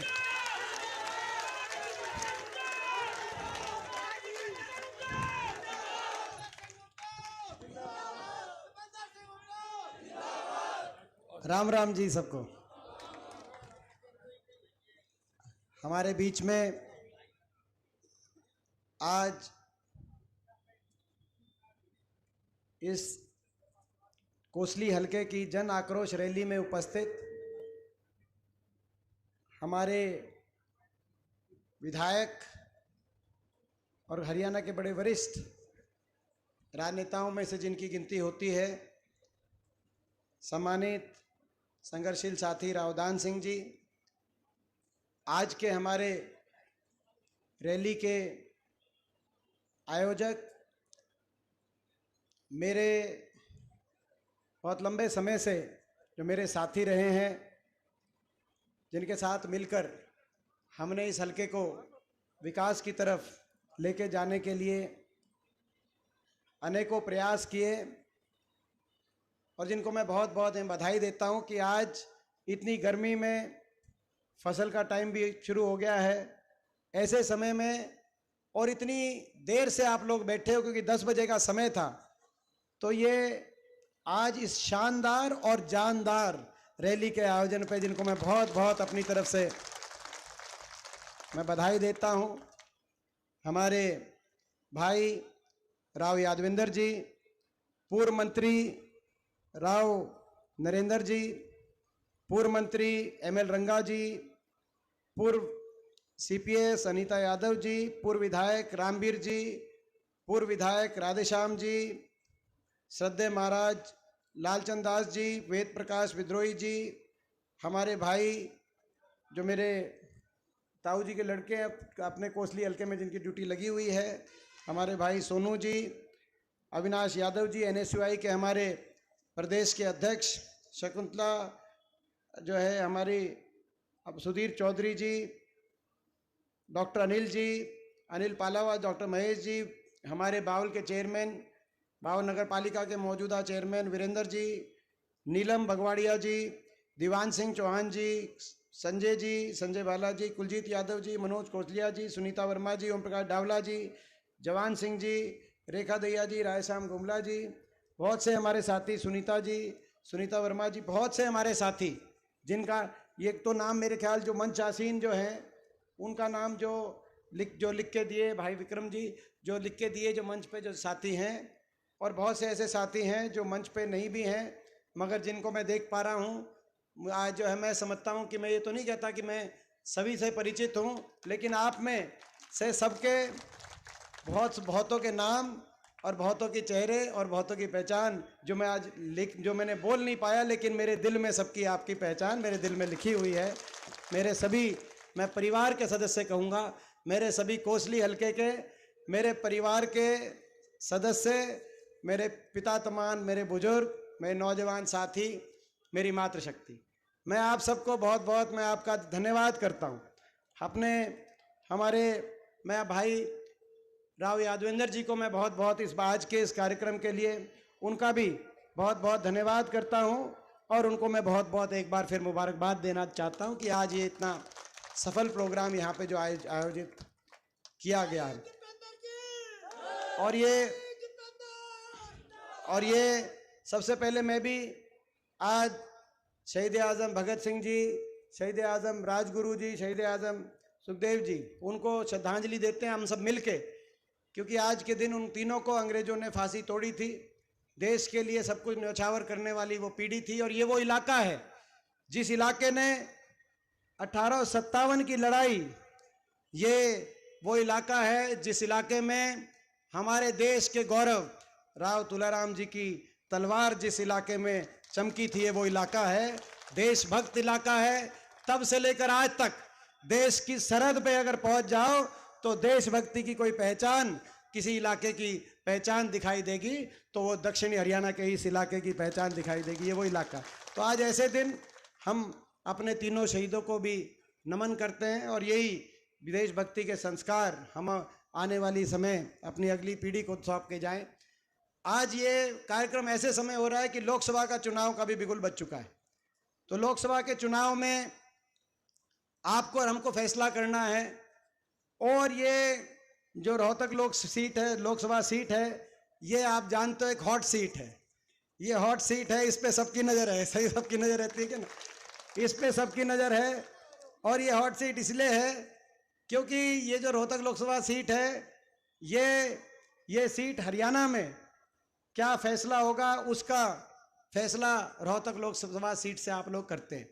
क्योंकि ये बाकी देश में और हरियाणा के चुनाव में एक अंतर है कि हरियाणा के चुनाव के 3 महीने के बाद विधानसभा का चुनाव, लोकसभा में गिनती होगी मेरे ख्याल 5 जून की गिनती का तारीख शायद, और 4 जून की गिनती की तारीख है। और देखो कितनी जागरूकता है, मुझसे ज़्यादा आपकी जागरूकता है। तो 4 जून की गिनती की तारीख है, तो जून चला गया, जुलाई, अगस्त, सितंबर में दोबारा कोड लगना है, अक्टूबर में चुनाव होने, तो 2-2.5 महीने बीच में रह जाते हैं।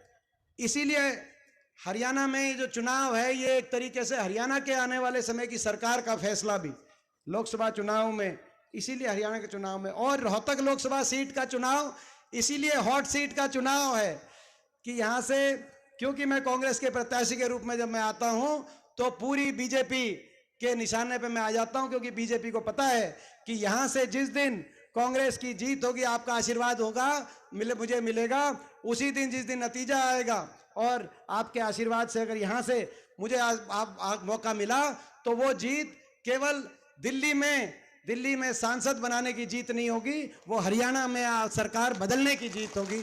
ये यहाँ का फैसला है। इसीलिए हॉट सीट है।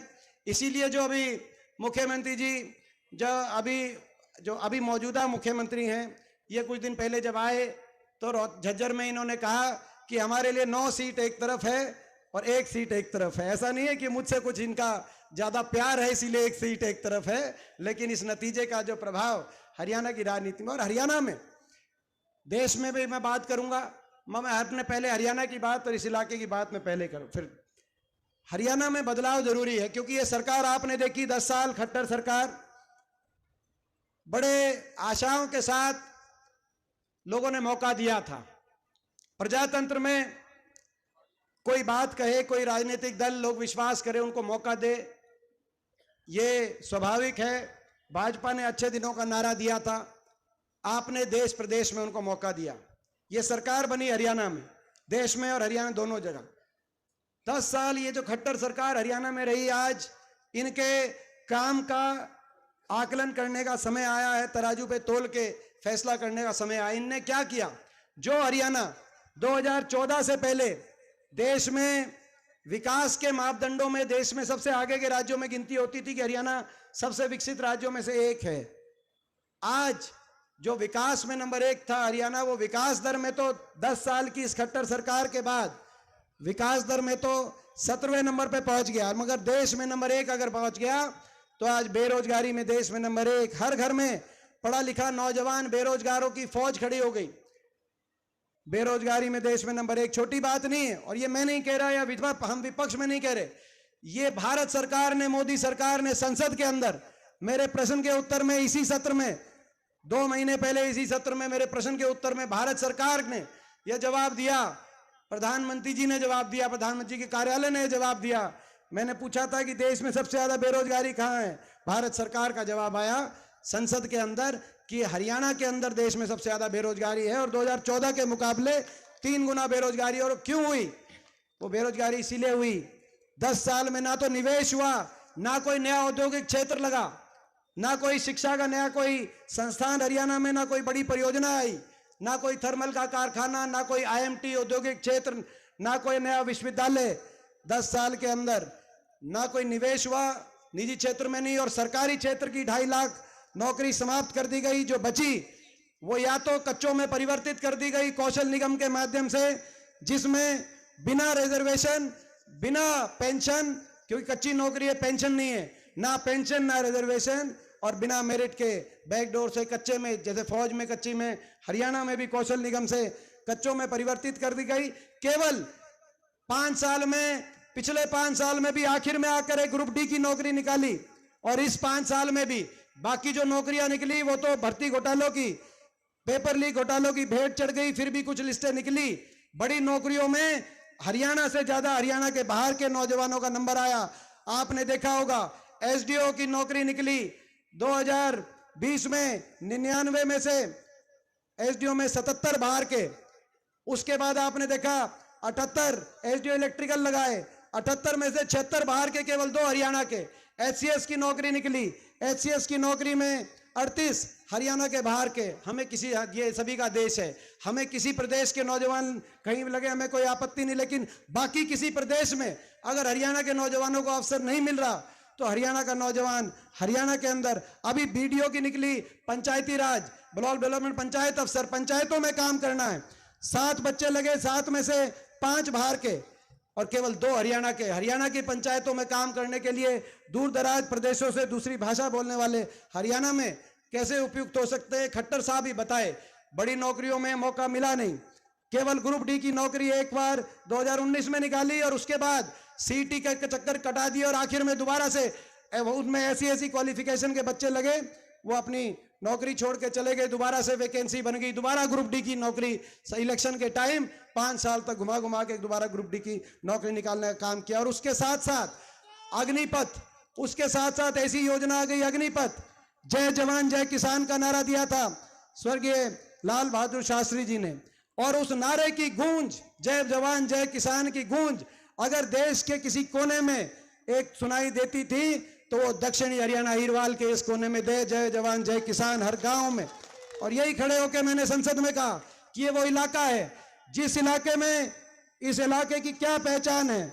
ये मैं तो बचपन से इस इलाके में, और मैं कह सकता हूं कि सांगी गांव मेरी जन्मभूमि हो सकती है, लेकिन कोसली हल्का और दक्षिणी हरियाणा मेरी कर्म भूमि है। इस बात का मुझे गौरव प्राप्त है, इस बात का मुझे गौरव प्राप्त है कि हुड्डा साहब चुनाव लड़ते थे 91 में। मैं स्कूल का स्टूडेंट था, मेरी ड्यूटी कहीं लगती थी तो जो बहन जी पुराना जो कोसली हल्का, मेरी यही ड्यूटी लगती थी 91 में, 96 में, 98 में।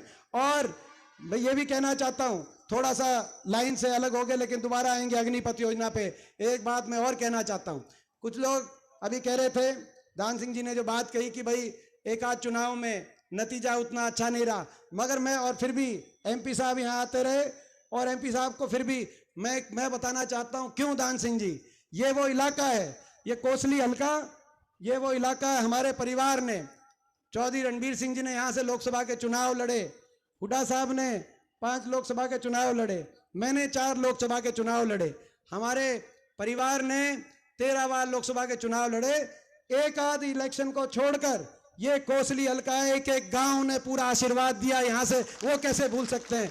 हमारी 3 पीढ़ियां यहाँ से आशीर्वाद लेके लोकसभा में पहुंची हैं। मैं समझता हूँ कि भाई एक आध चुनाव देश के इतिहास में, प्रजातंत्र है, एक आध चुनाव में, लेकिन हर चुनाव में यहाँ से आशीर्वाद मिला, चाहे दादाजी रहे हो, चाहे हुड्डा साहब रहे हो। और मेरी तो बचपन से यहाँ ड्यूटी लगती थी, बचपन में आता था कि गांव में कोसली के, पुराने कोसली के, जाटूसाना के गांव नए हमारे जरूर जुड़े 2009 में, लेकिन पुराने तो, मगर ये हल्का तो एक ही। तो मैं समझता हूँ यही कारण है कि ये जो इस हल्के का और मेरा जो आपस का संबंध है वो कभी जो है, मैं समझता हूँ आखिरी सांस तक, अपनी आखिरी सांस तक, सरकारें आएंगी जाएंगी, सत्ता में होंगे विपक्ष में होंगे, लेकिन आखिरी सांस तक कोसली हल्के के अपने परिवार के लिए, आप सब के लिए भाई जो कुछ हो सकेगा अपनी जान छिड़कूंगा कोसली हल्के के लिए, अपने कभी पीछे नहीं हटेंगे। ये मेरा, क्योंकि मेरा बचपन यहाँ बीता है। मैं कर्म आदमी, किसी भी किसी भी व्यक्ति के जीवन में एक जो है बचपन होता है और एक जवानी होती है। मेरा बचपन भी यहाँ बीता है, मेरी जवानी भी यहाँ बीती है, मेरी एक कर्म भूमि है। मैं समझता हूँ कि ये भगवान श्री कृष्ण की धरती है जहाँ उन्होंने गीता ज्ञान दिया था, कर्म सर्वोपरि और कर्म भूमि सर्वोपरि।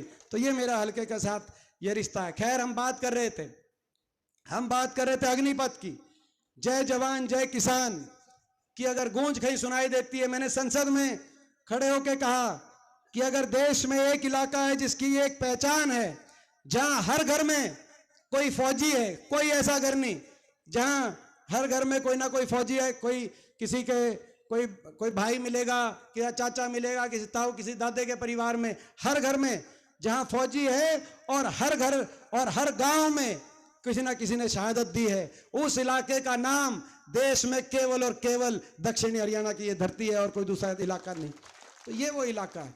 और यहां हम मांग कर रहे थे अही रेजिमेंट की। मैं संसद में खड़े होकर मैंने अही रेजिमेंट की हम मांग करते थे, मगर अही रेजिमेंट देना दूर है, सरकार ने लागू कर दी अग्निपथ योजना। अग्निवीर भर्ती किए गए। देश की आजादी से लेकर 2019 तक हर साल लगभग 5,500 की पक्की भर्ती हरियाणा से होती थी, और हरियाणा में सबसे ज्यादा अपने इन 3-4 जिलों से होती थी। उस पक्की भर्ती को 2 साल भर्ती नहीं हुई कोविड में, कोरोना काल में, और कोविड में 2 साल भर्ती ना होने के बाद अग्निवीर की योजना आ गई, जिसमें 5,500 की पक्की भर्ती के बजाय पिछले साल 924 अग्निवीर लिए गए हरियाणा से, कुल 924। मगर इन 924 में से भी आपको पता है केवल 200-225 पक्के किए जाएंगे, 1/4, बाकी घर वापिस आ जाएंगे 4 साल के बाद।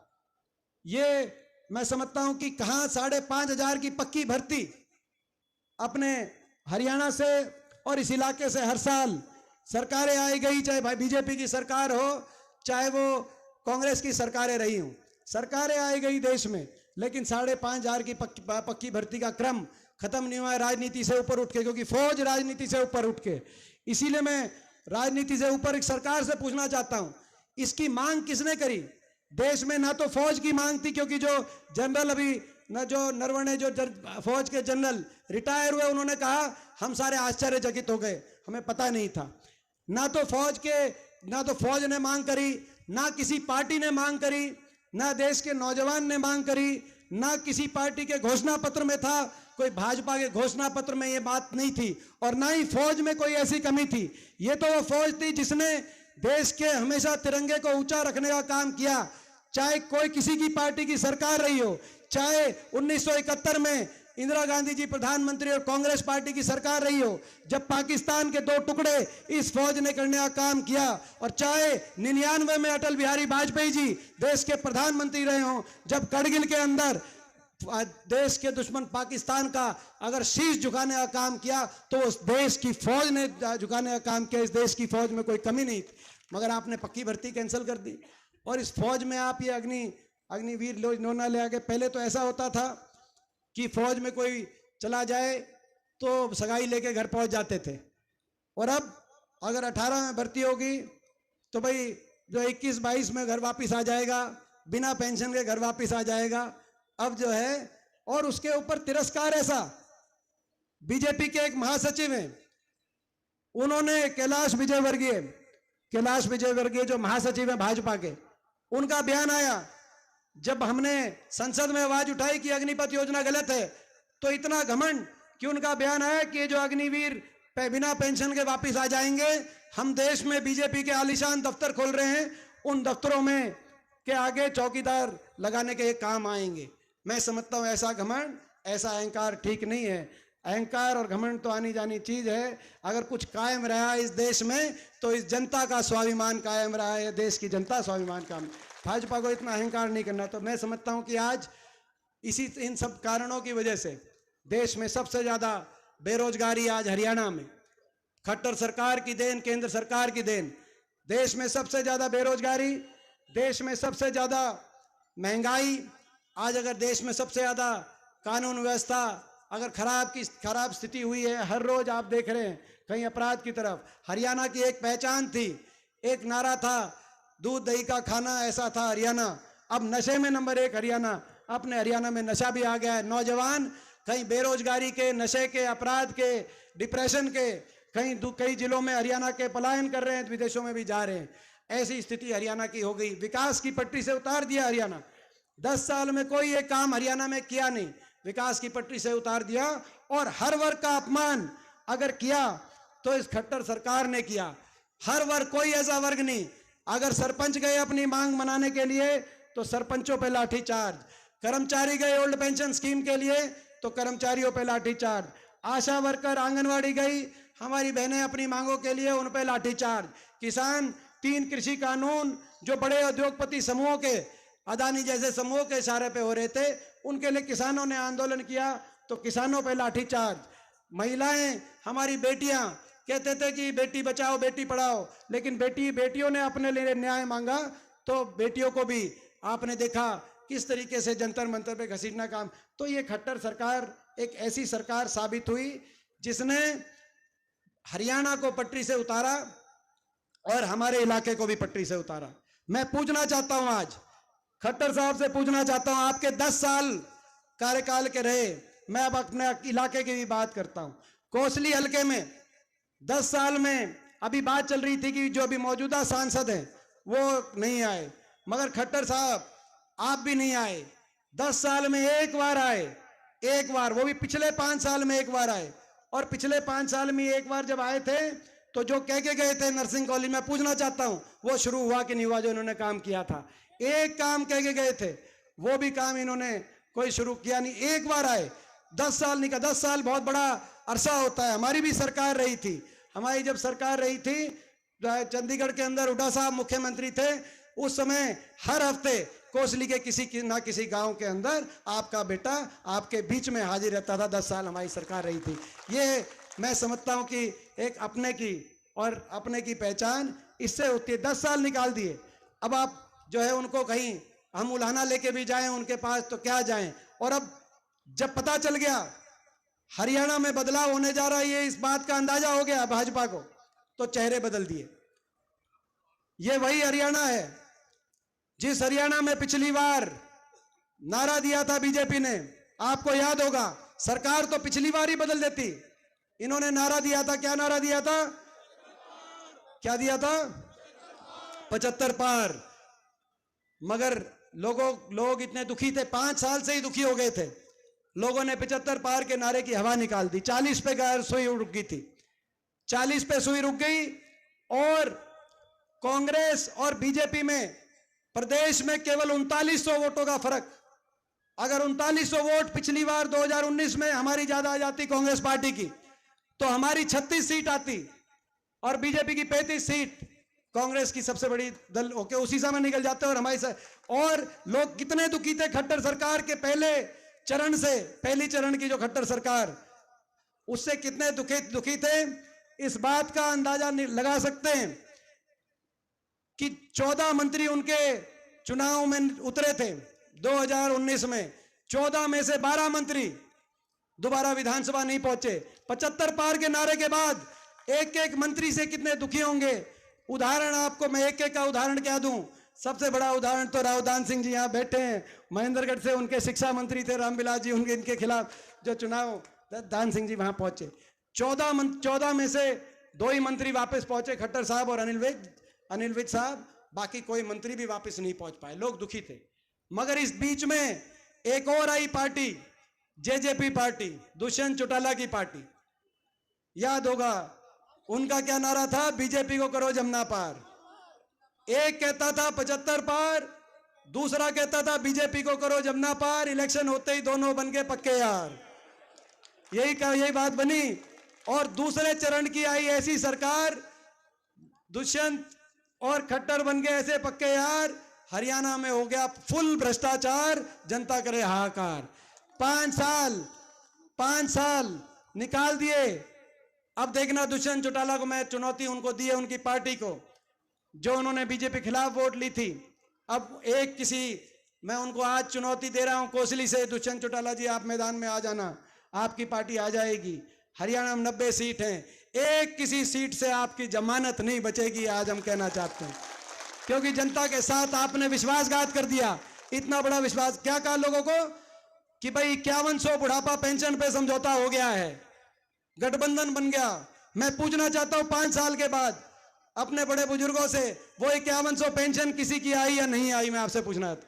5100 की पेंशन का समझौता नहीं था, हरियाणा को डबल इंजन से लूटने का समझौता था, भ्रष्टाचार की फाइलों को बंद कराने का समझौता था। और हरियाणा में महकमे बांट के आपस में, कौन सा महकमा किसके पास जाएगा, शराब का महकमा किसके पास जाएगा, एक्साइज का किसके पास जाएगा, माइनिंग का महकमा खनन का महकमा किसके पास जाएगा? आपस में महकमे बांटकर 5 साल तक दोनों डबल इंजन से दोनों ने खाई मोटी मलाई, और अब राम राम करके भाई, दोनों भाई करके राम राम, ये होगा। अब चेहरे बदल लिए, पता चल गया इनको कि नाराजगी हो गई है। हरियाणा में पिछली बार 3900 वोटों से किस्ता बची थी, इन्होंने गठबंधन की, इस बार लोग नाराज हैं, हर वर्ग के लोग नाराज हैं। हरियाणा का भट्टा बिठा दिया इस सरकार ने, नाराजगी हो गई तो चुनाव से 2 महीने पहले चेहरे बदल दिए। मगर मैं आज कहना चाहता हूं बीजेपी वालों को, आपने मुख्यमंत्री भी बदल दिया, आपने उप मुख्यमंत्री भी बदल दिए, अब चेहरे क्या बदलोगे? अब तो चुनाव की घोषणा हो चुकी है, अब तो लोग हरियाणा की सरकार ही बदलेंगे। आज मैं इनको कहना चाहता हूं, अब क्या आप चेहरे बदलेंगे? और चेहरे भी बदले और सरकार भी ऐसी कि इस इलाके का, हमारे इस इलाके का मान सम्मान नहीं हुआ, इस इलाके का मान सम्मान नहीं हुआ। हम कांग्रेस पार्टी की सरकार थी, कांग्रेस पार्टी की सरकार रही हरियाणा में 10 वर्ष। हरियाणा की सरकार में 2 कैबिनेट मंत्री और 2 जो है राज्य मंत्री, 4 मंत्री, 2 कैबिनेट मंत्री और 2 राज्य मंत्री, जिसमें हमारे जयदान सिंह जी भी थे, अनीता जी भी थी, चाहे हमारे राव नरेंद्र जी कैबिनेट मंत्री थे, चाहे कप्तान अजय जी हमारे कैबिनेट मंत्री रहे हों। और कोसली हल्के में जो है कोई मंत्री की, राज यादवेंद्र जी पूछते थे कि ये सारे मंत्री बन गए बाकी? मैं कहा भाई क्योंकि आप हमारे भाई हो, हमारे परिवार के सदस्य हो, यहाँ पे आप और हमको मिलके काम कराना है। फिर ये सारे मंत्री कहते थे कि जी मंत्री नहीं है लेकिन काम सबसे ज़्यादा आप कोसली में ही कराते हो। तो ये मैं समझता हूँ कि इनने 10 साल निकाल दिए, और जो है मैं समझता हूँ ना तो दक्षिण हरियाणा का सम्मान रखा, ना अहिरवाल का सम्मान रखा अपने कैबिनेट में, और ना पूरे रोहतक लोकसभा क्षेत्र से भी किसी को एक को भी अभी राज्य मंत्री का दर्जा भी पूरे, ना रोहतक लोकसभा क्षेत्र से किसी को एक देने का इन्होंने काम किया। तो ये मैं समझता हूँ कि आज इस सरकार के आपके सामने है, तो ये समय है, मौका है। मैं आप सबसे पूछना चाहता हूँ, पहले हरियाणा की बात करें कि भाई हरियाणा में ये सरकार बदलनी है, और इस सरकार को बदलने में आपका पूरा साथ सहयोग रहेगा तो एक बार हाथ खड़ा करके। और भाई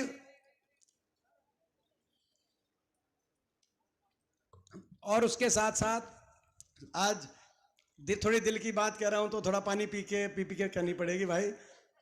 उसके साथ साथ जहां तक कोसली हल्के की बात है, जब आपने मौका लिया 10 साल, तो जो हो सकता था एक एक गांव में पहुंचकर हर व्यक्ति से, हर गांव के पास जाकर मैंने जो हो सकता था, एक लोकसभा सांसद के रूप में नया मैं अमेरिका से आया था, मुझे ज़्यादा राजनीति का ज्ञान नहीं था, लेकिन सिर पे एक ही धुन सवार थी कि हमारा क्षेत्र आगे जाए, क्षेत्र में विकास हो और विकास का पहिया घूमे। और मेरे दिल में केवल एक बात थी कि काम हो, विकास हो, और मेरी वजह से किसी एक आदमी को भी मेरी वजह से कोई दुख ना पहुंचे। कोई एक आदमी भी पूरे दिन में अगर हल्का सा भी कोई जो है बिना स्माइल के वापस चला जाता था तो मेरे को रात को नींद नहीं आती थी। 10 साल जो मैंने हो सकता था आप सबके लिए अपना प्रयास किया। हम एक केवल उदाहरण अपने हल्के के लिए, हम केवल उदाहरण, वैसे एक एक कामों की तुलना आपके बीच में जो है एक पैम्फलेट के माध्यम से पहुंची है, लेकिन हम कोसली हल्के में केवल एक तुलना शिक्षा के क्षेत्र में एक दें, क्योंकि शिक्षा ऐसा है जो आने वाले पीढ़ी को आगे लेके जाने का। जब मैं छोटा सा था और मैं आता था यहाँ पे हुड्डा साहब के चुनाव में, तो सबसे बड़ी बात थी कि एक बड़ा मुद्दा था कि दक्षिण हरियाणा में सरकारें आई गई, अलग अलग पार्टियों की सरकारें बनी, मगर एक भी विश्वविद्यालय, सरकारी विश्वविद्यालय दक्षिण हरियाणा के अंदर किसी जिले के अंदर नहीं बना। जब सरकार बनी आपके आशीर्वाद से और मौका मिला, तो पहली कलम से, चाहे वो महेंद्रगढ़ के अंदर सेंट्रल यूनिवर्सिटी बनवाने की बात हो, चाहे रेवाड़ी के मीरपुर के अंदर इंदिरा गांधी यूनिवर्सिटी बनाने की बात हो, और चाहे गुड़गांव के अंदर डिफेंस यूनिवर्सिटी बनाने की बात हो, 3 यूनिवर्सिटी अगर किसी एक, ये इतिहास में ये दर्ज भी बात जाएगी। 10 साल आपने ये सरकार भी देख ली, अपनी सरकार में 3 यूनिवर्सिटी बनी। और कोसली क्षेत्र के अंदर, चाहे वो भगत फूल सिंह जो रीजनल सेंटर, जो हमारी महिलाओं के लिए रीजनल सेंटर जो कृष्ण नगर लूलाहिर के अंदर, और मैं कहना चाहता हूँ ये रीजनल सेंटर तो एक आधारशिला है। इस बार मौका मिलेगा तो वहाँ भी महिलाओं के लिए, अपनी बेटियों के लिए विश्वविद्यालय बनवाने का वहाँ पे काम करेंगे, ताकि एक पूरा विश्वविद्यालय, जैसे मीरपुर में विश्वविद्यालय बनवाया था, जैसे महेंद्रगढ़ के अंदर यूनिवर्सिटी बनी, ऐसे ही कृष्णनगर के लुलाहिर के अंदर भी हमारी लड़कियों के लिए, बेटियों के लिए एक यूनिवर्सिटी बने। इसी तरीके से ये जैनाबाद के अंदर आपको याद होगा, जब अपनी सरकार थी, इंजीनियरिंग कॉलेज की मांग आई और प्रदेश के अंदर केवल एक ही सरकारी इंजीनियरिंग कॉलेज उस समय अलग से जो सेपरेटली जो चल रहा था, जो यूनिवर्सिटी के किसी यूनिवर्सिटी के बाहर, तो चौटाला राज में बना था चौधरी देवीलाल इंजीनियरिंग कॉलेज नाथुर चोपटा सिरसा के अंदर, चौटाला सरकार में बना था। अपनी गवर्नमेंट में 10 साल हमें जब मौका मिला कांग्रेस की, तो 2 सरकारी इंजीनियरिंग कॉलेज पूरे प्रदेश के अंदर केवल 2 स्थापित हुए।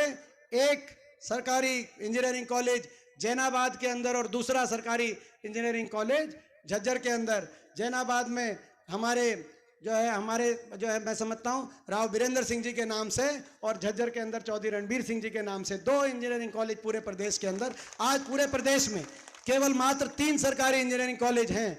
और ये जो जैनाबाद वाला कॉलेज है, इसमें तो एक और ऐसी बात है जो प्रदेश में और कहीं नहीं। बाकी जगह तो जिस गांव में है उस गांव के लिए केवल 5% का रिजर्वेशन है, लेकिन जैनाबाद के अंदर डहीना का भी 5% है और जैनाबाद का भी, दोनों गांवों का 5% अगर रिजर्वेशन है। हम आएंगे, हम जाएंगे, आने वाले समय में हम रहे ना रहे, मगर ये शिक्षा के जो संस्थान हैं इनके माध्यम से हमारी अगली पीढ़ी को ताकि दिशा मिले। इसी तरीके से 5 उस समय नए सरकारी ITI बने, कोसली में 2 राजकीय महिला विश्वविद्यालय बने हमारी सरकार में, 2 महाविद्यालयों का निर्माण हुआ, 2 नए सरकारी पॉलिटेक्निक बने, एक सैनिक स्कूल गोडड़ा टप्पा खोरी में हमारे साथ लगते क्षेत्र में, एक केंद्रीय विद्यालय, 95 स्कूल अपग्रेड हुए। अब जो अपने पूरे क्षेत्र में, कोसली क्षेत्र में, मैं शिक्षा की बात कर रहा हूँ, मैं पूछना चाहता हूँ अरविंद शर्मा जी से, आपकी 5 साल से आप सांसद हो, आप एक कोई कॉलेज, एक ITI, एक पॉलिटेक्निक और कोई एक स्कूल बता दो कोसली के अंदर जो आपने बनवाने का काम, एक आप बता दो। अरविंद शर्मा जी से मैं पूछना चाहता हूँ। तो भाई, तो ये मैं अरविंद शर्मा जी से, इसी तरीके जब अपनी जब सरकार थी तो कोसली में 50 बेड का जनरल अस्पताल बना, एक अस्पताल नाहड़ में CHC, और जो है अपना गुड़ियानी में बउआ के अंदर, और जो इसी तरीके से जो बाकी जो अपना एक काम, तो मैं क्या बताऊं आपको सारी बात पता है। कहने की बात यह है कि कोसली के लिए मौका मिलेगा, मैं ये मानता हूं कोसली के लिए जो है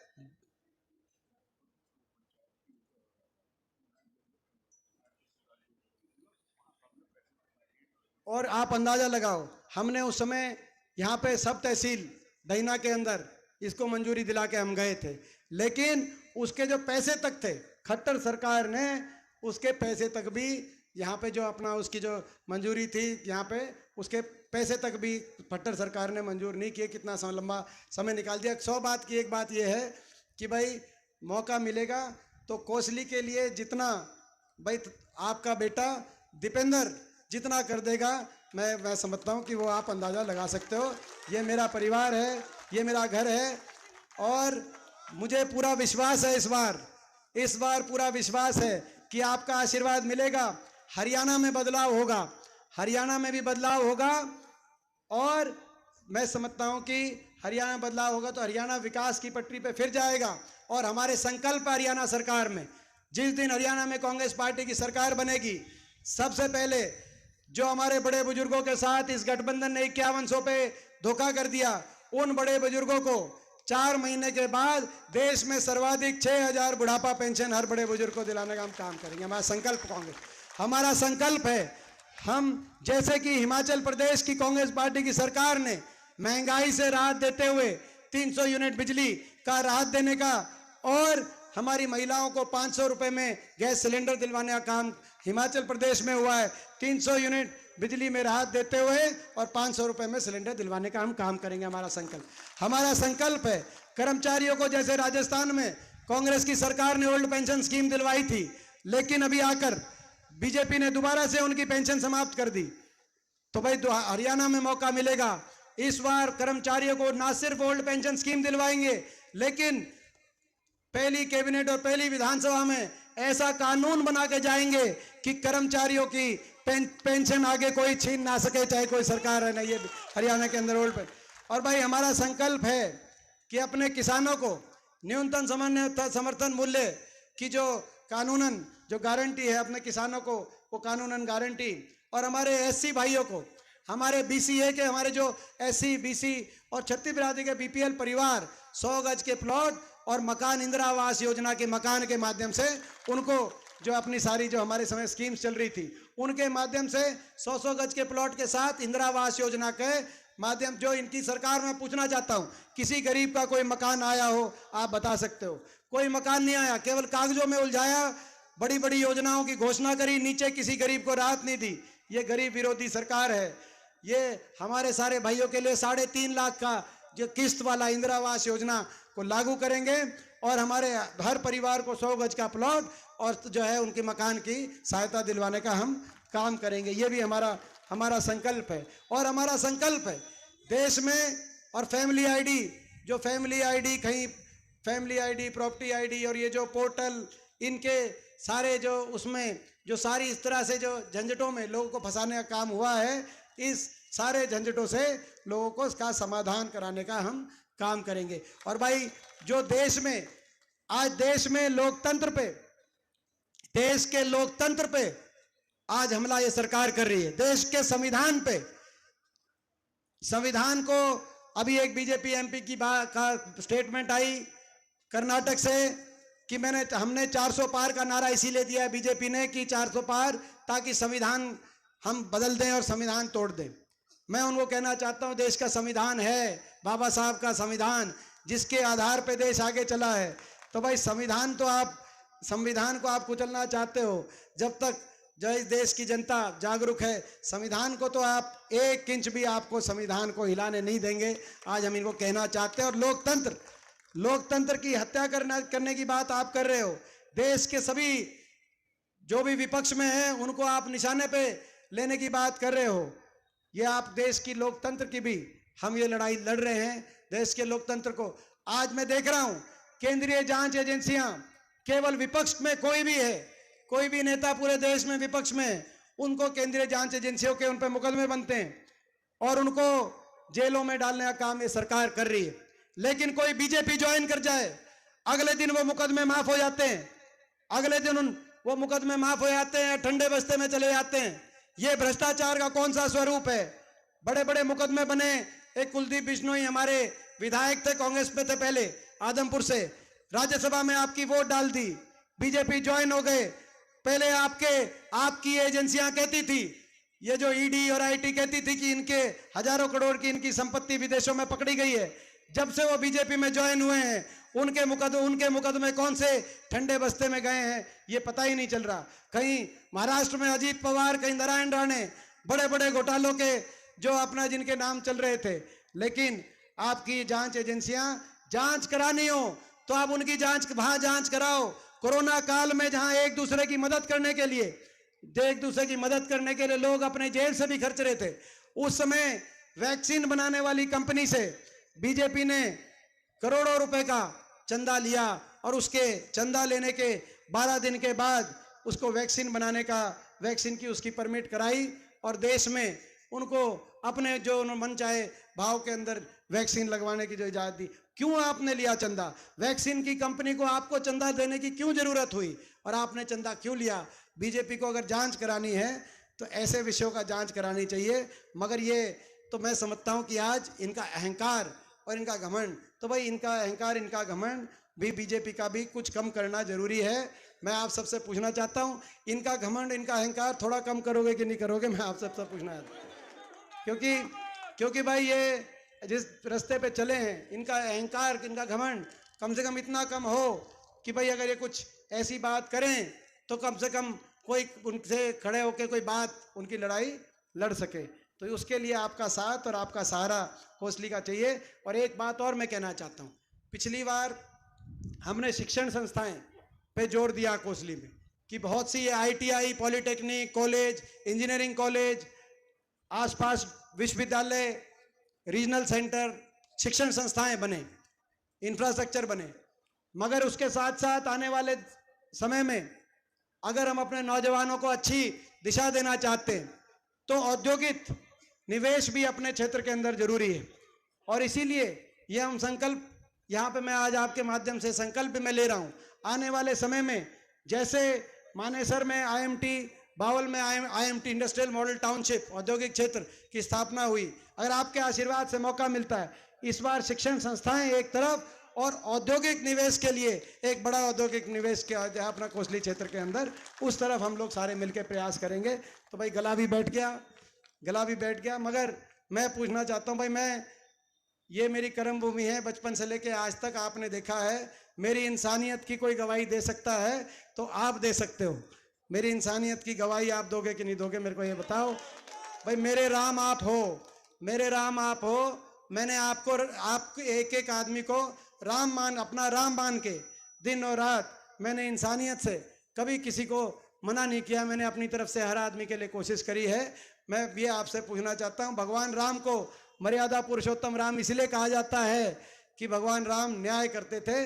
तो भाई मेरे राम आप हो, मेरे साथ, मैं आपका बच्चा हूँ, मेरे साथ न्याय करना, मैं आपका